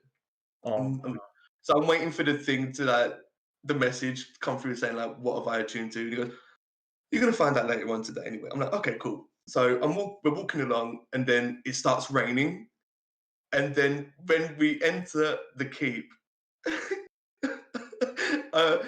the group have not recognized me, but a female barbarian entering the fucking keep. So I bought for my dog that ended up wearing myself the belt of gender transformation, I think it is, where if you're a male, you turn into a female. Yeah, and if you're a female, you turn back to male, depending on the temperature of the water. wolf if it's cold, you turn into a female, and if it's warm, you turn into a male. Yeah, the wolf knew.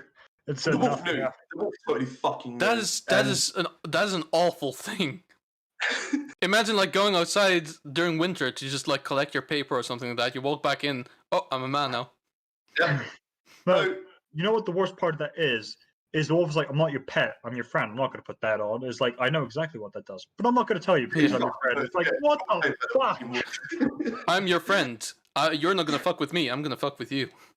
Yeah, how dare you buy this thing for me? I'll teach you a lesson. It's not only that though. So I thought, okay, I'm a woman now. Easy, just take the belt off. The belt won't fucking come off.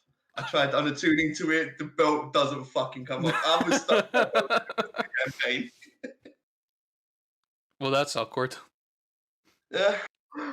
Oh So- no. Oh god. That's one of the funniest. I mean, there's a few more. I mean, There is one that springs to mind to me with you, and that Okay. was once again on our Tuesday game. And basically, I think after we completed a particular like arc in the story, we got paid a shit ton of gold. We basically thought, all right, we'll go out, we'll do some shopping.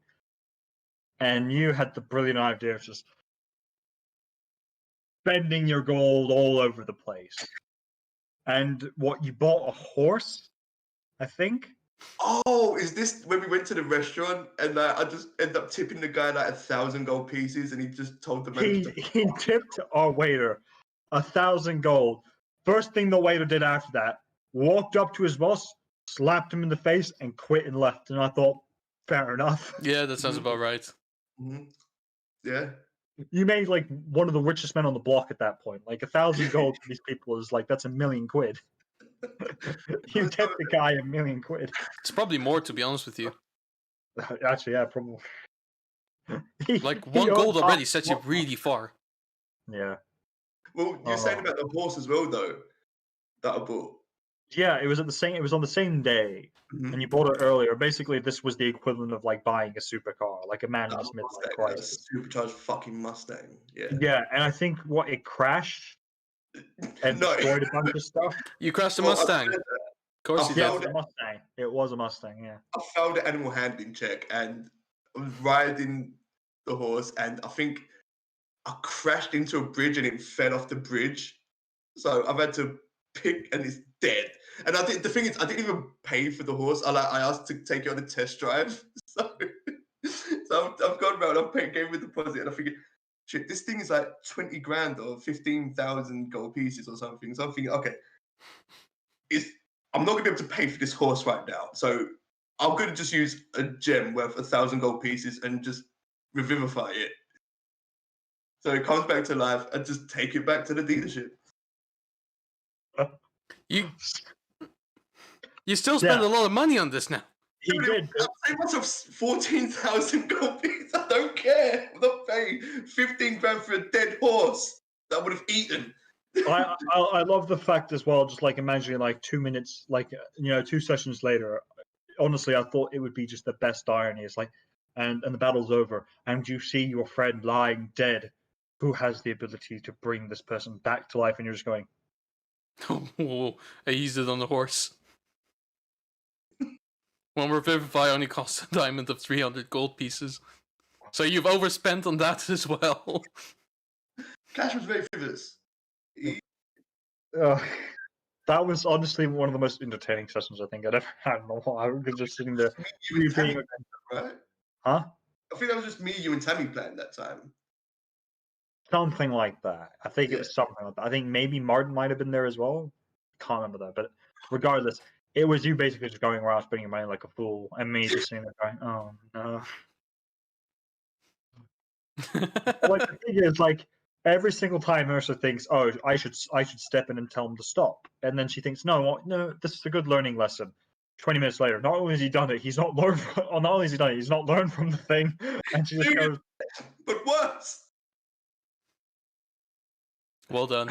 And That's the all worst we part can is say. when it kind of works out in your favor, and you think, "I'll just do that again," and I'm just going, "No, No. no." Maybe I should have said something. Oh god. Oh god. Oh well. Anything else we can think of to talk about before we start probably looking to wrap things up? I do. No? So basically, one of the things I want to talk about, right? On the other day when you did your Dream Daddy stream, you let me like. Okay.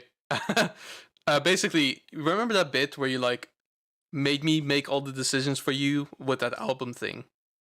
Yeah. And at some point it asked, what is your biggest fear? And I said, genuinely, the waiter thing, where it's like, you know, your waiter comes up to you and says, enjoy your food, and you accidentally say, you too. Mhm. You said, that's bullshit. That's not a real fear. That is bullshit. I'm telling you now, like off stream, it's not going to affect any decisions you ever make in that game again. I genuinely have this. I'm not even kidding.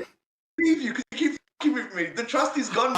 I usually fuck with you. I'm not gonna lie about that. Genuinely, But this was genuine real. dad, straight up. So the main fear for me, it's not even necessarily specifically that, but usually it's even the kind of thing where like you go up to someone, you go, "Hey, how you doing?" And they go, "Pretty good. How about you?" And you go, "Pretty good. How about you?" And then you think to yourself, "I've already asked that. Why have I said that?" And I will genuinely lie awake sometimes at night thinking to myself, "Why did I say this?" Wow.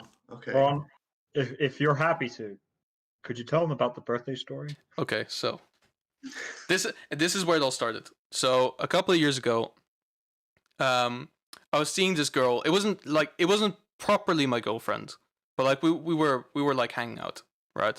Okay. And so at some point, like during January or something like that, she casually mentioned that it was his birthday or something like that, and that he's coming Her dad's to birthday. her dad's birthday, and he was coming to visit her at some point, right? Okay.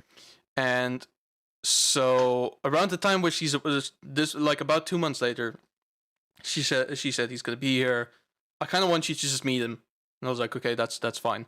So she was talking to me like pretty much every day about like looking for a present for him and stuff like that. I was like, oh, okay, interesting. So at some point comes the day, like she's with him already. I kind of approach him. I go, how are you doing? She goes, this is my dad. And the first thing I say to him is, oh, happy birthday. And he goes, my birthday was 2 months ago, but thank you. And I go, oh, I'm sorry. Fair. And that was like the most interaction that we had. And so basically the day goes on. And then in the evening, we start texting again. And she says, me and the girl, obviously not the dad. Okay. And she basically tells me, what the hell was that? And I was like, I thought you said it was his birthday. And she was like, yes, 2 months ago. And I was like, well, what was that thing about the present and everything? And she was like, it's just customary to give each other presents when they come over. It's got nothing to do with a birthday. Oh shit. And so apparently, like, they went to dinner that night. And you know how, like, sometimes in restaurants, like, you have this thing where, like, there's a family, like, sitting there and they go there for their birthday. And so you can make a special request where, like, waiters come out and they sing happy birthday to your child. So that happened at a nearby table. And he looked at that, and the first thing he said to her was like, why did that guy think it was my birthday? Why did he say that? And so all three of us probably laid awake that night thinking to ourselves why I said happy birthday to a guy I had previously never met. That's where the phobia started. Oh. I mean, needless to say, we broke up. I mean, It's not that. like, you could have just started off by saying, "Yeah, I really enjoyed fucking your daughter, man." Like, you could have not worse. You know what I mean? Like, yeah, she's really fucking good. Like, you know. I mean, I could have said that. No, it's his birthday 2 fucking months ago. But Did she tell you? hi. Or did you just say it's No, his so birthday? she said that 2 months prior, but like kind of offhand, like it's my okay. father's birthday. He's coming over in 2 months. I have to find him a present. Yeah, That's how she formulated it. Birthday. Yeah. I don't know when his birthday is. I haven't spoken to him since. I don't think anyway. It's entirely possible that I met him once after and he was like, hey, happy birthday. And I was like, ah. I mean, that could have been like a funny thing, like if you ever met him again, like to say, "Oh, happy birthday!" Like every Literally. time you see him. Just say that. That's the only way you can salvage the situation. that's The the next only time way you to meet do it. him, Like, if make he it a remembers you, even if he doesn't remember you, just say happy It's birthday. been a couple of and see how he years now, reacts. so it's been a couple of years, so I'm pretty sure that he doesn't. Hey I'll man, decide if who will explain. if you left enough of an impression for him to remember you that evening at dinner when another party was having a birthday, you've probably left enough of an impression that Probably if you ever met him he again, probably still lies awake at night to this day, thinking to himself, It's not my birthday. it's not my birthday. you know, Why did you say wherever that? he is right now, he's either sitting on his front porch or on his balcony, just with a glass of whiskey and a cigarette, just going, Yeah. "Why did he say that? Why did he say that? That's all he can think There's about. behind it. He must mean something else. What the fuck, Yeah. man? Oh, what does he want from me? What does he want from me? That's where the camera pans around and you see inside his in his living room, like there's a whiteboard with all these different like notes and paper Yeah. registering. No, And literally just gone. wife is- His birthday, my birthday, her birthday, and like his wife coming. Oh, well, you just let it go. It happened 5 years ago, and it's like, no, I don't. I need to understand this. I need to understand this. It must mean something. Maybe it was a warning. That boy, I'll figure it out sooner or later. 20 years from now, he's gonna call you. I figured it out. Who is Like, this? who is Where this? can we- Where'd you get my number? It's like, that's not important. I think I know why you said happy birthday to me. It's, You're like- it's gonna be completely wrong as well. Yeah, no, of course. And that's the part where you got to be blunt and honest with him. Is like, yeah, I was dating your daughter at the time. Yeah. And he's like, oh. Yeah, And she said it was your birthday, but you were coming in 2 months, so I got confused. He's like, yeah, I oh. got confused. So wait, the last 20 years of my life I 25 years spent ago, nothing. trying to figure out why he said that to me means nothing. And you're like, well, I mean, maybe you found something good during it. I didn't. My wife left me. Yeah. I don't even speak to my daughter anymore because I can't let it go. I can't let it go. You ruined my life. Literally, like, he doesn't even call me at that point. He just shows up at my doorstep with a knife, just kind of like, you ruined my life, and now I'm gonna end yours. And it's like, I don't understand. Just bin bags on his feet and a tinfoil This hat. would honestly make such a great short film. Like, It just really the more and would. more I think about it, it's just this guy, his whole life changed because of this. Obsessing over a meaningless comment that was pure accident.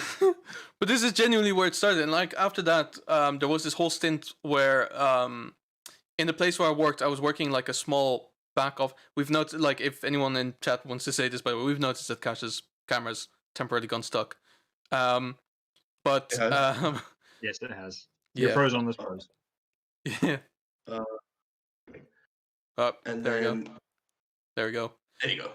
Hey. So basically, like, I was working in a small back office in the building where genuinely I could literally walk in and out the building and for a whole day just not speak to anyone. And I did that 5 days a week, and at some point practically lost the ability to speak. So because of it, like, every now and then, like, I would run into someone and I go, hey, how are you? And they go, pretty good, how are you? And I would say, pretty good, how are you? I already said that.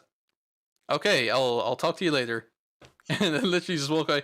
I just couldn't have a normal conversation after that. And now still, like, sometimes I'll, like, reflex reply to something and literally, like, lie awake at night thinking to myself, why did I... Like, I even said, like, I once said have fun to someone who was about to go to a funeral. No. That actually is bad. That is bad. Okay, yeah, that was okay. Yeah, that was bad, but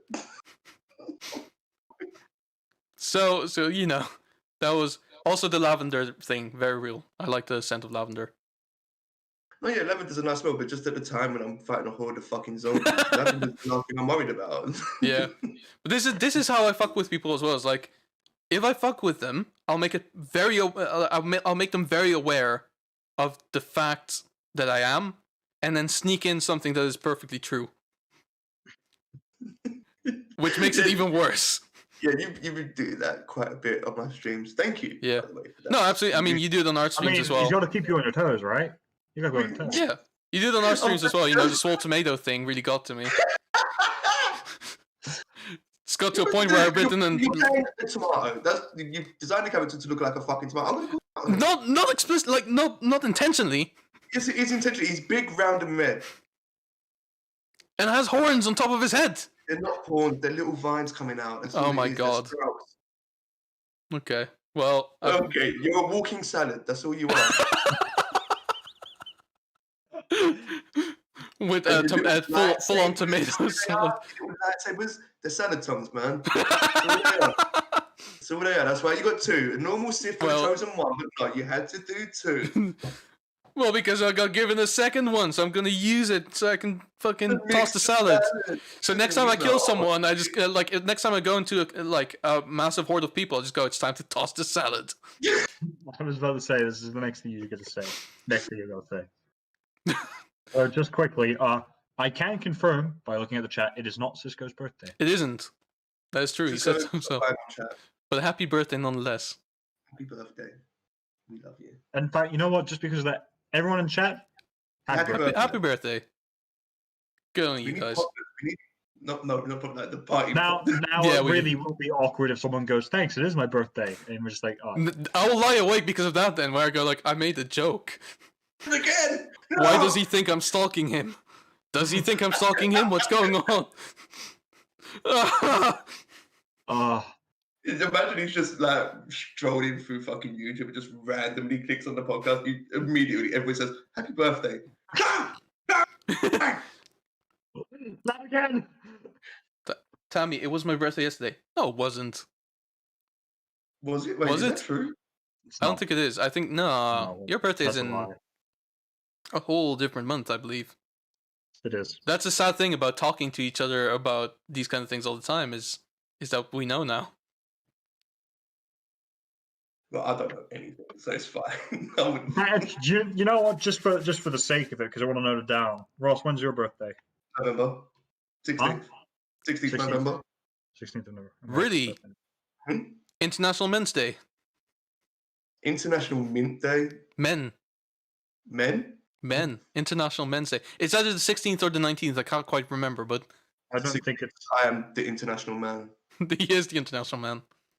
The Born and bred in the International UK, Man in England, but he is the international man. That's right.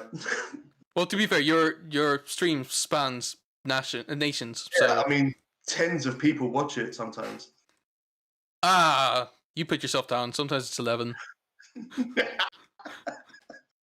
Don't do that to yourself, man. You hot fan. Yeah, don't forget that one extra person who watches. You go, champ. God is always watching. He watches every stream consistently. No, don't watch it. No, God, please, it's embarrassing. All right. Cool. Any final things we can think of?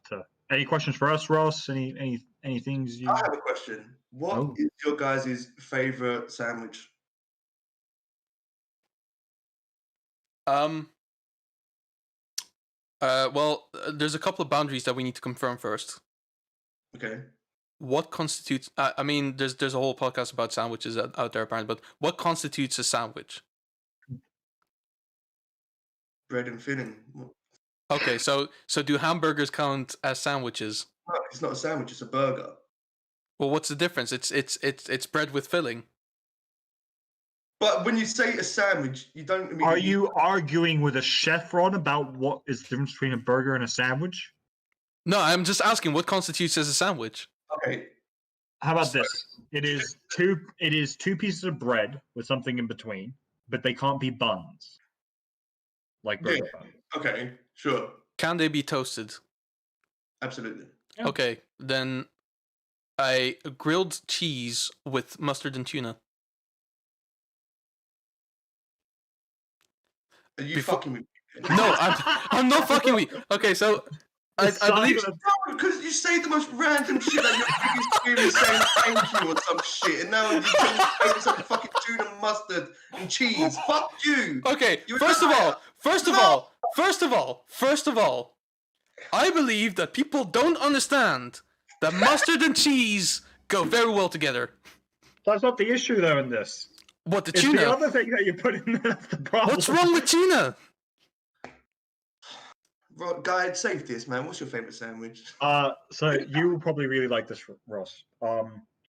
So basically, it is a chicken schnitzel, or as we call it in Australia, snitty, with cheese, mayo, tomato sauce, and that's it. Sounds fucking good. It is really good. See, that's a sandwich. That's a Beat Ron. Okay. What? What? It's not good enough, man. Okay, there's some mayo on there as well. Is that what you want to hear? You got a tuna mayo sandwich with mustard and cheese. Yes. Those are two very. This is a very strange combination. It's like What is so weird about this? It's like saying you like pineapple on pizza. It doesn't work.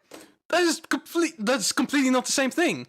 It is absolutely the same thing. It is absolutely the same. It's a combination. That Fine, I'll change my answer. No, favorite sandwich. You've already given your answer. I don't want to hear a pretend answer. All right, yeah. Now we're moving on. Ross, what about you? What's your favorite sandwich? You know what? I like a classic Reuben. Just a nice toasted classic Reuben. Like some nice fucking yeah. Okay. Yeah. Bit of beef, bit of slaw. Toasted up, mustard, pickles. Yeah, sounds fair. Sounds tasty. That works. Very good. Actually, seeing Ross's, for anyone who doesn't know in the stream, we never mentioned this, but Ross, you work at a restaurant, so I do. I guess we should briefly talk about food for a little bit. Okay. Favorite food there is in terms of like. What, like one thing to eat forever, or just like No, just like your favorite genre for, so like either Italian. Like, let's say, okay, because I was thinking maybe you meant like a dish where it's like, I never eat this because then when I do eat it, it's like it remains in its like holy status. Okay. So favorite to cook or to eat? I'd say to eat. To eat, yeah. Korean food, man. Korean barbecue. That's the fucking shit. That is pretty good, actually. Yeah. Ross? No, Ross. Can't do it. Ron. I'm tired, man. If you want to go first, I kind of have to think about this one. That's why I wanted you to go first. Okay.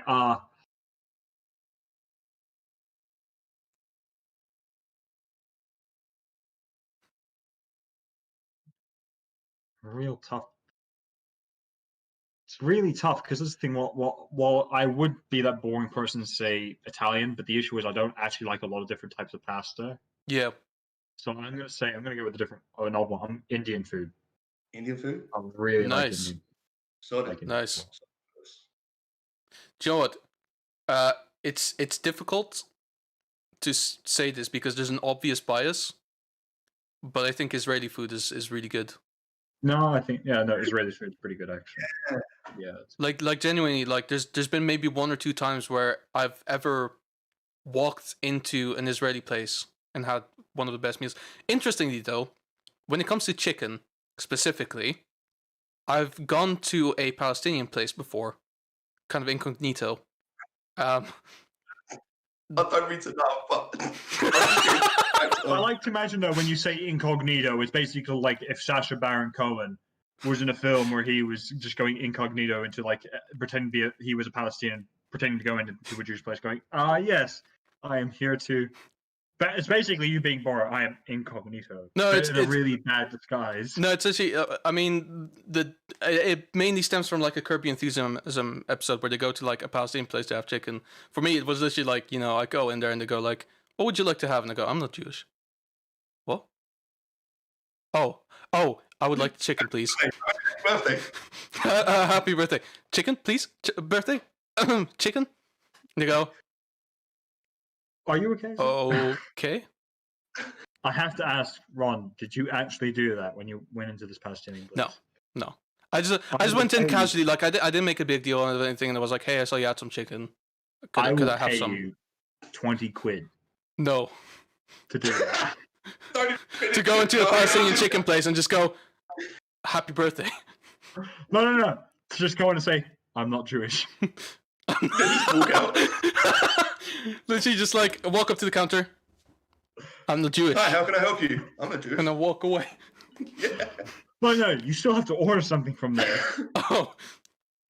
Oh, so do I do it before I order something or after? So you have to be before. Yeah, it has to be before. Just to make it really awkward. Yeah.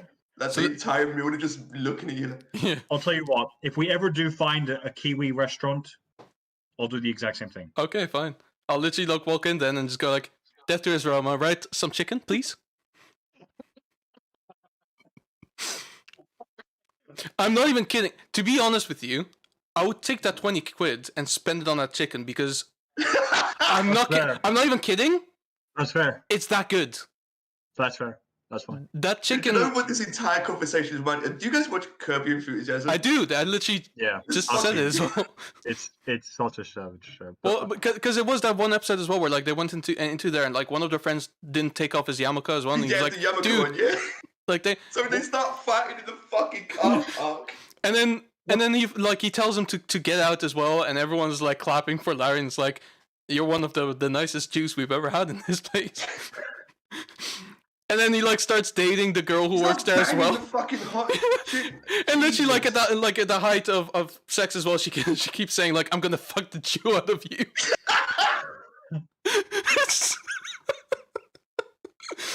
No, but that's when the fucking guy with the yarmulke comes into his house as well. And it's just amazing. It's amazing. And so I remember like at the time as well, like this was before I ever went to like a posting place for chicken law. Like I remember seeing that episode and thinking to myself like, it can't be that much better than any other chicken like around there. So I tried it once just for the sake of it, and I was like, dude, this is probably the best chicken I've ever had. Holy shit, they weren't. It's really They weren't fucking- lying. Because genuinely, they do something with like spices and like a particular way that they prepare the chicken that just makes it so much better. Like something with the Also- brine. Yeah, I will say this: like anywhere in the Mediterranean, whether it's like Middle Eastern countries, Southern European, or North African, the food they make Oh yeah. is objectively probably the best food in the world. Oh yeah. Like they just somehow nail it, not just with what they make, with the seasoning, the way they cook it. It's just everything about it's fantastic. And then you've got our Shiloh Island out here. That what do we know for? Fish and chips. Yeah. That's the best we can do. Do you know Your what, though? roast beef. I genuinely believe that it's in part because of the climate. Oh yeah, absolutely. Because the climate kind of allows them to do things. You'll see this as well. Like when people talk about the best foods in the USA as well, it's usually like in the southern South. regions. Yeah. Like Southern states. you think of Louisiana Yeah. and Texas and California and such. Yeah. What are they all known for? So for Texas, it's barbecue. For Louisiana, I think it's chicken. Louisiana, It's like especially gumbo, north. right, in Louisiana, right? Hmm? Like gumbo and seafood, right? in It's Louisiana? seafood. No, that's Predominantly fried foods. Florida. Is it Florida? Florida, I think, is not really known for any food. No, sorry. It Yes, is. it is, but it's known for Cuban food of all things. Oh yeah, Is it I'm trying to really? remember where Cajun. food Because is. That's most of the Louisiana. Cuban refugees who run off to the US land in Florida and then end up staying there. Yeah. So the majority of cuisines that are Yeah, available in fucking- Florida that are quite specific to that area is Cuban food. Scarface. Shit. It's your favorite film, man. Yeah. What's up? And he works in a fucking Cuban sandwich place at the beginning. There you Shit, go. Weirdly, I think better. the only state which you could argue which is not a southern state that is really well known for its type of food is Kentucky. But that's because of one place. That's because of one chicken. That's because of one chicken thing. Other than that, Louisiana is That's known for fair. Cajun food. That's true. To be fair- That's what it is. to be fair, New York is known for its pizzas and Italian food. But to be fair, it's because of all the Italian immigrants. The thing is, and I'll Wait, isn't throw- Chicago known for pizza and like New York is known Yeah, for no, like Chicago- burgers? yeah, is- both are, but different. Oh, But, And that's I'll be honest, like we're like UK residents, so we can do this. People in the US, especially on the East Coast, if you accidentally say that only one of them is a pizza state or a pizza city anyway, depending on where you say it, you might get beat up yeah, Really? because That's they're true. that passionate about it. Because Chicago pizza and New York pizza is incomparable. Like it's completely different. They're totally um, different, right? Because New York Like pizza they got is a deep dish in yeah. Chicago, right? And they do Yeah. it in reverse. They put the cheese on first, then the sauce on top. Yep, which I'm gonna say this now. I don't care how much controversy this causes. I think is the superior way of doing it. What does Chicago style? Yep, I like the deep dish better than the Neapolitan. I'm gonna be honest. I've never had deep dish, so I can't comment. I like it. I think that's the thing. I think once again, the thing is with food is like film. It's all subjective. Some people really like some types of food. Some people really like. It's personal know. preference, man. It is. I know a lot of people who hate Indian food. A lot of people who hate it, but I really like it. Yeah, I mean, I can't complain about food, man. I am not picky about what I eat. As you can see, I Yeah. all kinds of food. It's amazing. Yeah. Okay, Yeah. here's a question for you guys. Okay. Okay, if you had the choice between no sex or no food, what do you go for? This is the friends thing, isn't it? Absolutely. I'll be honest. I go no sex. Easy. Really? Because I'm not getting laid anyway, so Yeah, I'm no, not I've losing gotta be the anything. same with them. I gotta be the same with them. Like Like I've been dry for a very long time, so I feel like I can enjoy the food way more. I think that's the thing, because you can have a meaningful relationship with someone that doesn't have sex, but you can't have, like, food is food, man. Food unites us all. I mean, it doesn't. It That's can very true. food can destroy. Yeah, A look at New lot. York and Chicago, man. Yeah, dude, they're Or fucking. just the classic argument of pineapple on pizza versus no pineapple on pizza. I mean, the people that say pineapple on pizza are the stupid fucking flat earthers that have no real Exactly. relevant point of view to make. So go fuck Exactly. yourself. Throw the fucking vegans in the mix. Oh, I'm kidding, I'm all kidding, the I'm kidding. controversial stuff I'm coming kidding. out I'm now, kidding. man. I'm kidding. But I will say, if you are vegan, in my opinion, you are better than a You're vegetarian. No, you're better than a vegetarian. I will say this right now, because most people who defer to veganism or vegetarianism do so due to like animal cruelty reasons. Yeah. So if you feel that strongly about it, go vegan. Don't go, oh, I'll just won't eat the meat and then still drink the milk and wear your leather jacket. Yeah, Mm. it's because this thing, weirdly, just this sort of a cross between our two worlds of film versus food. I watched a documentary. I think it was on Probably Disney. Netflix. It was on Disney Oh, recently, and it was basically discussing about piracy within the actual seas, but basically stealing fish Okay. and whale hunting. And basically, the guy went on a breakdown of like, have you seen it, Ron? no. Or okay. No, I haven't. Basically just went on a breakdown of like all the impactful things we have on of the impactful impacts we have on the environment and fish, and basically saying, oh, this whole no plastic straws actually doesn't mean that much, because the thing that really kills most sea life are actually fishing nets that have been left in the sea and not plastic straws, Right. which I thought was very interesting. But then at the very end, when he was discussing like ways of solving the problem, and he basically said, oh, just don't eat fish, and I thought, It's not how it works though. that's not how that works. Yeah, like it's not that easy. Like, oh, you can end cruelty to fish. And I think, ending cruelty to fish is a very important thing. Oh yeah, just don't eat fish then. I was like, that's not how that works. You can still be cruel to animals and not eat them. Yeah, like fucking Yeah. harpooning whales and shit just for the sport of it. Or Yeah. taking, what was it? They take Not fucking even. fins and stuff just for trophies. Yeah, like that's the thing. Like that's the kind of like vegans or vegetarians that irk me, is when they're basically saying you're being cruel by consuming it, or you should just stop eating it. I think there are lots of problems with that, and the issue I had ultimately at the end of the documentary is he doesn't provide an actual solution. He does, but he provides the most extreme. It's like, okay, I'm going to solve one extreme with another. It's not like, okay, Yeah. there's no middle ground, which there is. But then these People days, just don't work on I feel like most documentaries don't really provide any sort of solution at all. No. Like they'll basically I just think go they like, bring it to the forefront, like make people aware of what's going on. yeah. Well, To be that- fair though, how the fuck are you gonna stop that from happening anyway? Well, it's Yeah. simple. You basically you take away the need for doing so, and it's already being worked on by basically having particular areas in the world, or like in particular countries, where you specifically breed fish. And Okay. it sounds kind of cruel, but for the most part, you're breeding them specifically to be eaten. So, like It's a everything is, farm, but like yeah, Farms. which sounds Yeah. cruel, but it isn't, because otherwise they really have no reason to exist. But basically, by breeding them in a particular way, you can have them become a particular way. For instance, bred salmon becomes fucking huge, right? They can get up to like 3 feet in size or something like that. Well, that Yeah. makes sense though, right? Because they're not having to go out Yeah. and hunt and be eaten. And Exactly. Like they're that's actually that's the thing being is nurtured for.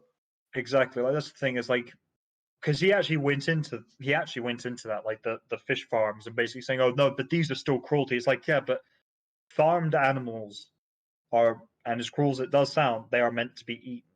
They are bred for that sole purpose. And the advantage is with this, then we are being cruel to a small group, as opposed to polluting the entire ocean. So get rid of fishing nets because we have them in one section. Like there are cows who live out in the wild, I think somewhere, that are left completely alone simply because there are the brave few cows. That's not true at all. But there are cow farms, and ultimately that's the thing. You need to have some evil for necessity. Yeah, I agree with that. Yeah, I think that's the thing. Food is a very weird subject when you actually start going into controversial and political there, guys. See, we don't like to go into politics, but we do every time. And now with this food subject, like, I don't think we've ever gone deeper. Sarah says hi, by the way. She's here. She is? My chat's very... Oh, hey, Sarah. How are you? Oh, there she is. So, yeah, food is controversial. I think the main controversy that we still not solved. What constitutes as a sandwich? Yeah. Fuck off, man. It's a perfectly viable sandwich. Listen, I'm not even going to take your point of view seriously. You're a walking tomato. You have no fucking real say in this. You are meant to be in a sandwich. I don't... What? Yeah. I don't... But I'm... What? No! I'm sorry. I can't respect people who specifically say to themselves, I cannot have a sandwich unless there's a tomato on it. I find it very difficult to respect people like that. Wait, what? They can't eat a sandwich if there's no tomato? Or if there is tomato? Like, if they say, like, whatever the sandwich is, as long as there's tomato on it, I'm happy. I go, no. No, they're my cousins. You can't eat that sandwich. No, it's not that. Actually, this is Swarmeister cruelty. Me and Ron have, I think, a similar point of view. Is we both don't like tomatoes. No, I hate it. So Can't have this texture. Because I intend to never die. There you go. That's the reasoning behind that. Also, because I didn't intend to make a tomato, but it just ended up being that. Yeah, this is a classic example of stream versus chat, right? What do you mean? What's happening? What do you think is what do you mean? Listen, I'm just gonna say you started it by saying that stupid sandwich and making yourself a tomato. That's all it is. What did you think was gonna happen? What? The sandwich? Yeah. Wait, the sandwich discussion only happened today. Yeah, but now I'm bringing it up again. Okay. Ladies and gentlemen, it's been a pleasure to have you. I think we've divulged into the avenue of madness. No, I want to solve this now. What's wrong? Okay, would you accept any tuna ever on a sandwich? Yes, a tuna mayo sandwich. Okay, that's a start. But why the fuck would there be mustard in there? Because mustard is great. I agree. So why wouldn't it work? Beef or chicken, not with fucking tuna. You lunatic. I don't think it's all that weird. Okay, here's a question for you. Have you ever heard of pork with chocolate glazing? Yes. That's fine, right? Absolutely, it's delicious. Okay. So, how is that less heresy than tuna and mustard?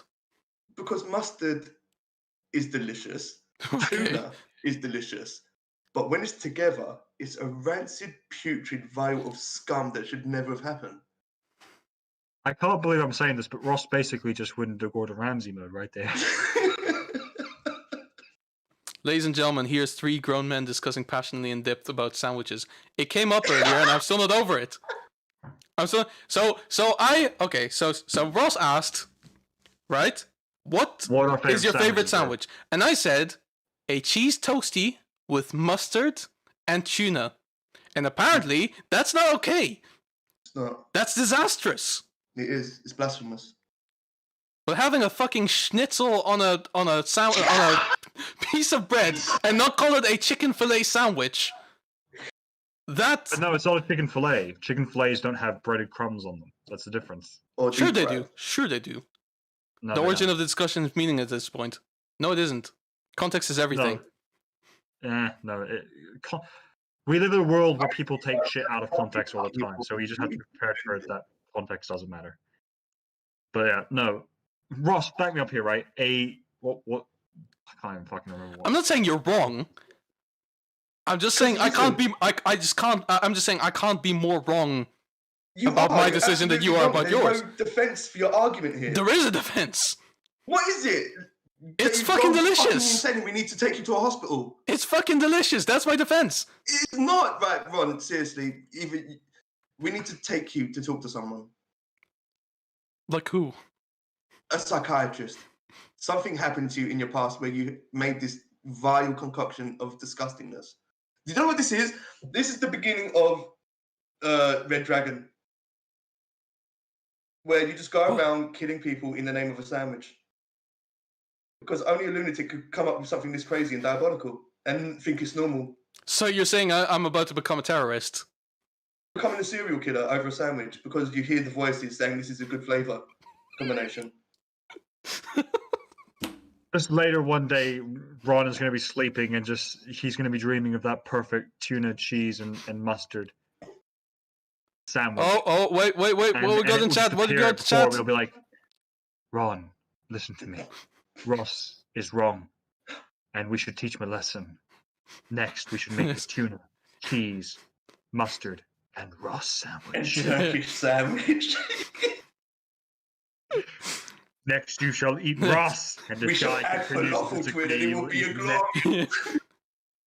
Next, you shall make a sandwich with tuna, cheese, and mustard and mayo, and you will force it down Boris Johnson's throat.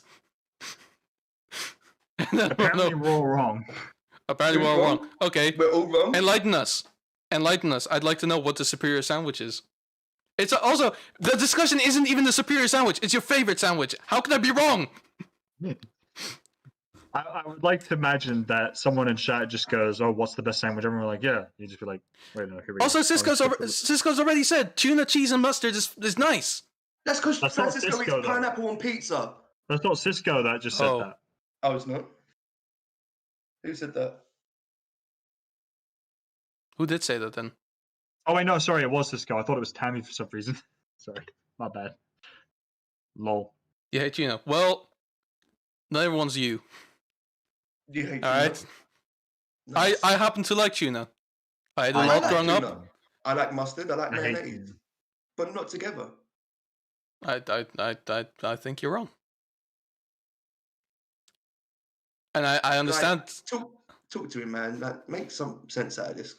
I can't. I've tried. I tried convincing the sense over all these years. It's never worked. Look, Look, he's done the same for me, and it's never worked. So we Yeah. based our relationship is based on never being able to convince either of us anything. Exactly. Like, there was one thing recently, I'm pretty sure. What's that? I can't remember now. I usually repress these things. I don't like conflict. Let's be honest, the best sandwich is the classic ham and cheese. I mean, objectively, yeah, but that's because I know that you said it. Objectively, yeah, it is the best sandwich, but that's because it's so painfully safe. Ham and cheese is arguably probably the safest sandwich in the world, but therefore it's probably always going to be one of the most consistent and best. Here's another argument, because I mean, technically we should go to another subject at all, but if you have fillings like ham and cheese, butter or no butter? I do put butter. I put butter, but on both sides of the bread, so then you can toast it, and it just gets nice gold crisp. Yeah, I agree with that.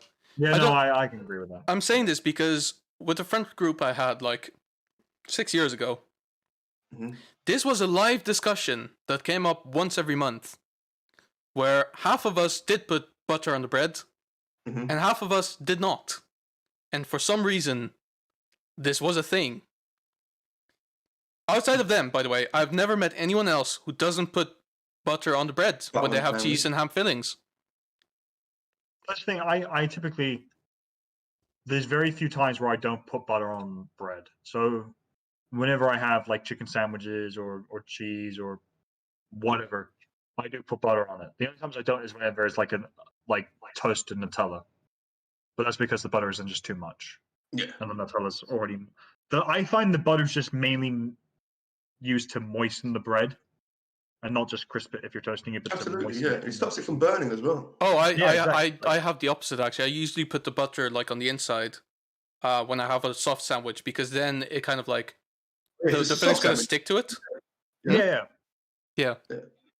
Actually, just Okay. butter both ends in. Okay. I'm going to really flip it up right now because Ooh. we're going to sandwich mode. We Okay? have, yes. So, have you heard about this thing where in some places, instead of using butter, like, so if you're having a toasted sandwich and like I said, put the butter on the top side of the bread so it Yeah, crisps up. yeah. Some people use mayonnaise, Yeah, I know. you know? Yeah, because apparently the color of the crust becomes more perfect, and it tastes right. really good as well. Yeah. So Really fucking good.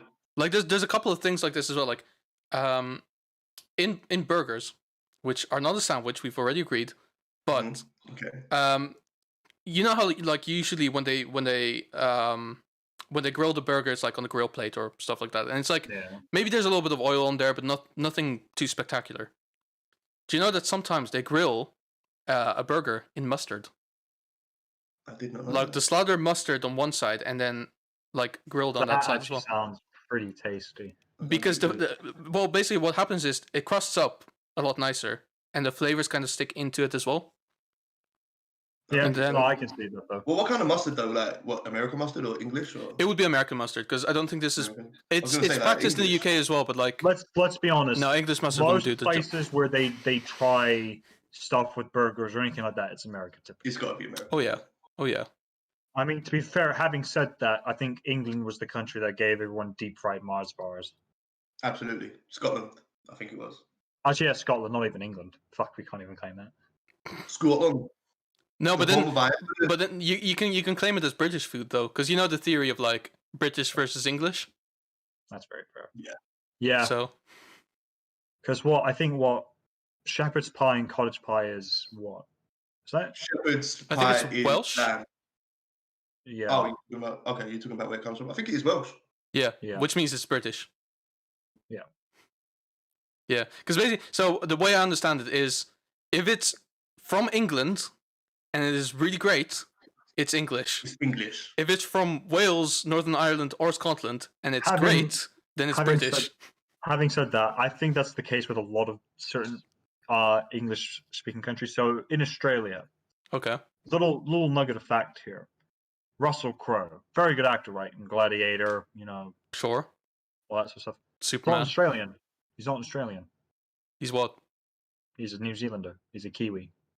But he's so famous. I was like, oh yeah, he's mate, he's Australian. He's one of ours. Yeah, of course.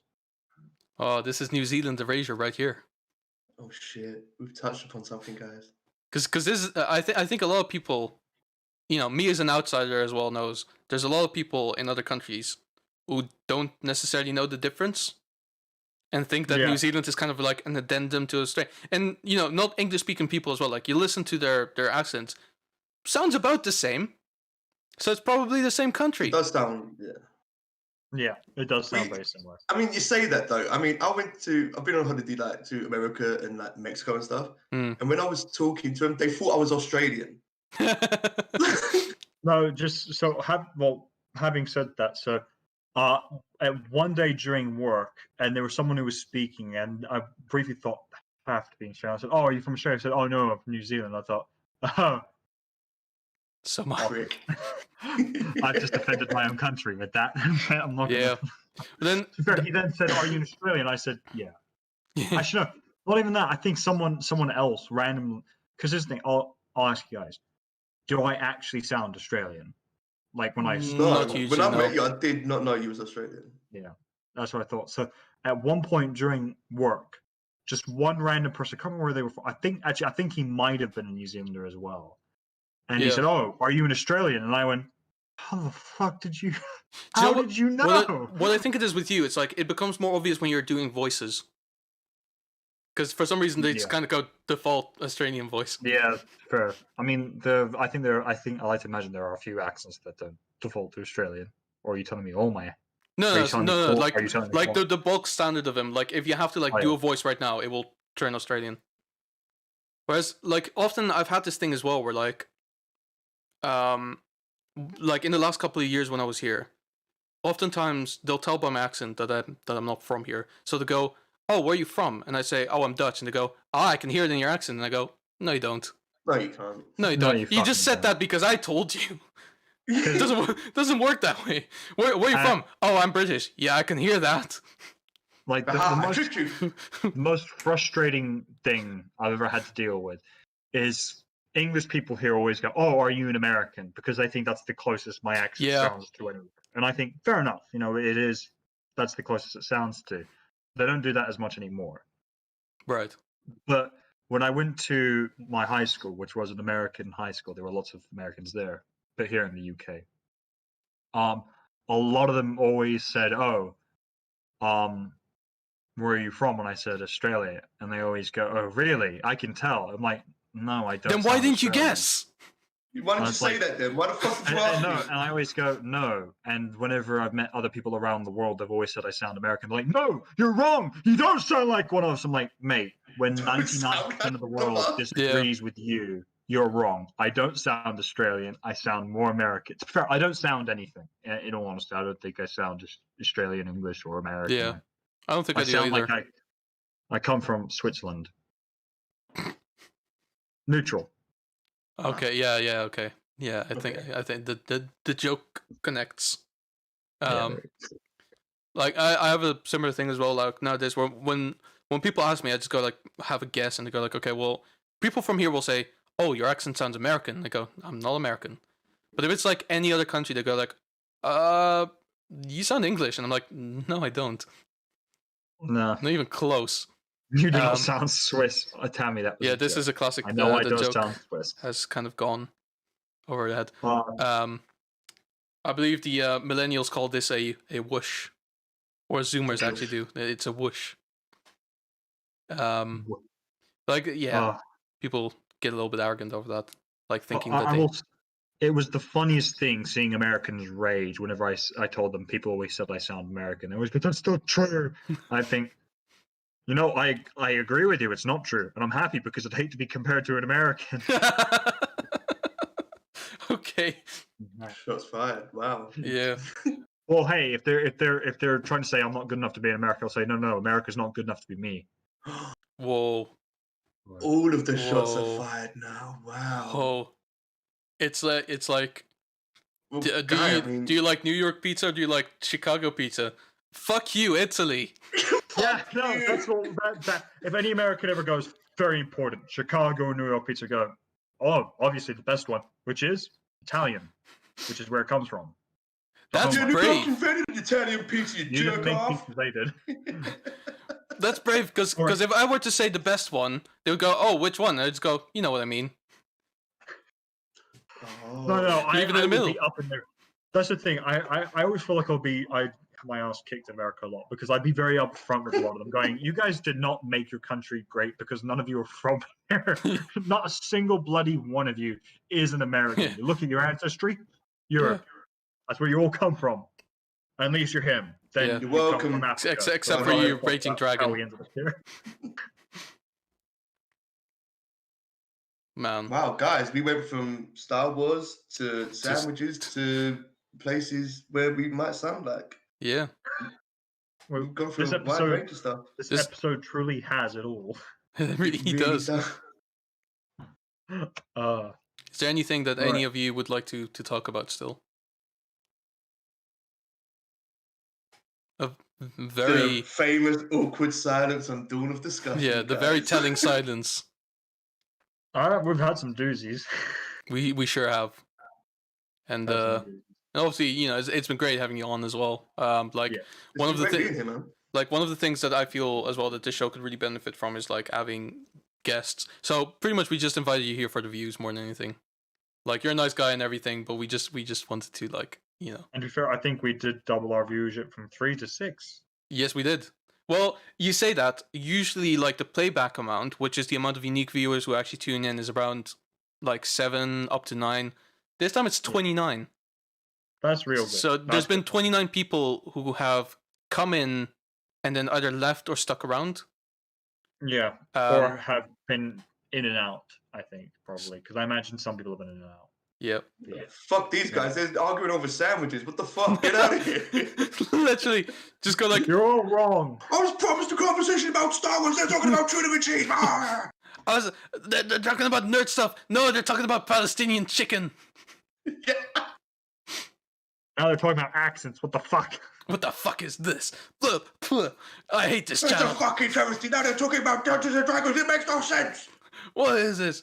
Well, this is one of the things as well. Ladies and gentlemen, welcome to Dawn of Discussion, where we literally discuss whatever the fuck we feel like. Sometimes Literally. we get too political and we don't like it. Sometimes we manage to stay out of it. But they're happy and friendly people, so come back and watch them again. Yeah, and obviously, follow / subscribe to Cash on Twitch as well. Like I said earlier, he makes great content. I feel, you put yourself down, but genuinely, like I feel like your content. It generally is real good. Really Do you know what good. it is? I think your content really thrives from the fact that your interaction with the audience is very good. Yeah. I mean, if you guys are gonna take time out of their fucking day to watch me fluff around on a fucking game, like the least I could do is say hi and have a little chat with them, right? So. No, exactly, but Yeah. also like Yeah. play along with them as well, because honestly, like, you could watch anyone play Days Gone, Exactly. but it's just not the Exactly, same. yeah. And also, you say you're bad at video games, but let's be honest, you had some doozies today as well, like a couple of good headshots. So Dude, I've done like 4 headshots in a row. I was fucking. yeah, I had to go eat a victory sandwich over that. It was so good. I'm Was not it- even joking. I literally had a victory sandwich. It was amazing. it was a Reuben, wasn't it? Just a good. No, dude, it was classic ham and cheese. Was classic. I mean, well, Yes! you can't go wrong there. You can't It go wrong won! there. It always wins. Yeah. You can never hate them on the ham and cheese. It is the ultimate sandwich. The ultimate sandwich. It is. But anyway. But then we should probably look to wrap it up. Yeah, Thank we you are again gonna very wrap it much up for here, being guys, here. finally. And I think I can speak for both of us actually that it's been so fun that we're happy to see you back, like at some point as well. That'd be fun, man. Definitely. Absolutely. And yeah, that's And you know what we should do next time, though? If I do come back, Mm. we should definitely drink. Huh? yeah. So Guy doesn't actually drink. Oh, But- you can have like squash shots. Sure. Okay. Glass of milk, I will definitely get in on that. Definitely. But yeah. Man. I mean, well, I think in the end, because, part of growth is collabing. So in the end, we will obviously, to the viewers and discussing amongst ourselves, we will obviously plan to do a lot more. So as we mentioned very early on, play some games together at some point. Absolutely, We'll yeah. have a lot of fun. We just need to figure out what games we all have first. And Yeah. You guys are on foremost. PS though, right? You guys both got PS. Yeah, we both Yeah. got a PS, yeah. We're halfway there, guys. There you go. I hear 'Cause I Battlefield imagine 5, which is self-torture, is I free imagine this month. the two obvious candidates are Call of Duty or Red Dead. I assume you have, Ross. Red Dead, I have, yeah. Yeah. We can Alright. we can do Red Alright. Dead, yeah. We Red can Dead is start a great because posse, we can do. guys. We can start a fucking posse. We could. I think I would that's- have to leave my current posse. I will say, but they'll Dude, they'll they're understand. not doing anything for you. I joined They've them. I played corrupted you. literally. I played once with them and then never again. Even though we Good. know that it's an option, so it's like, well, I gotta Listen. hustle. As your Yep. master of the Sith Empire, I command you to join my posse. Yes, my lord. But yeah, So guys, I yeah, think this look is gonna out be for the start that. of some fun stuff. Definitely, man. We'll look to do a lot more together. And thank you guys very much for tuning in as well. Tommy, Sarah, Cisco, thank you for your nice Martin. words as well. Bo, whoever we still missed, Ponte Prima, and Thomas for however long you've been there, and several other people whose names haven't come up. Thank you very much, and we'll hope to see you next week. All Bye, guys. Bye.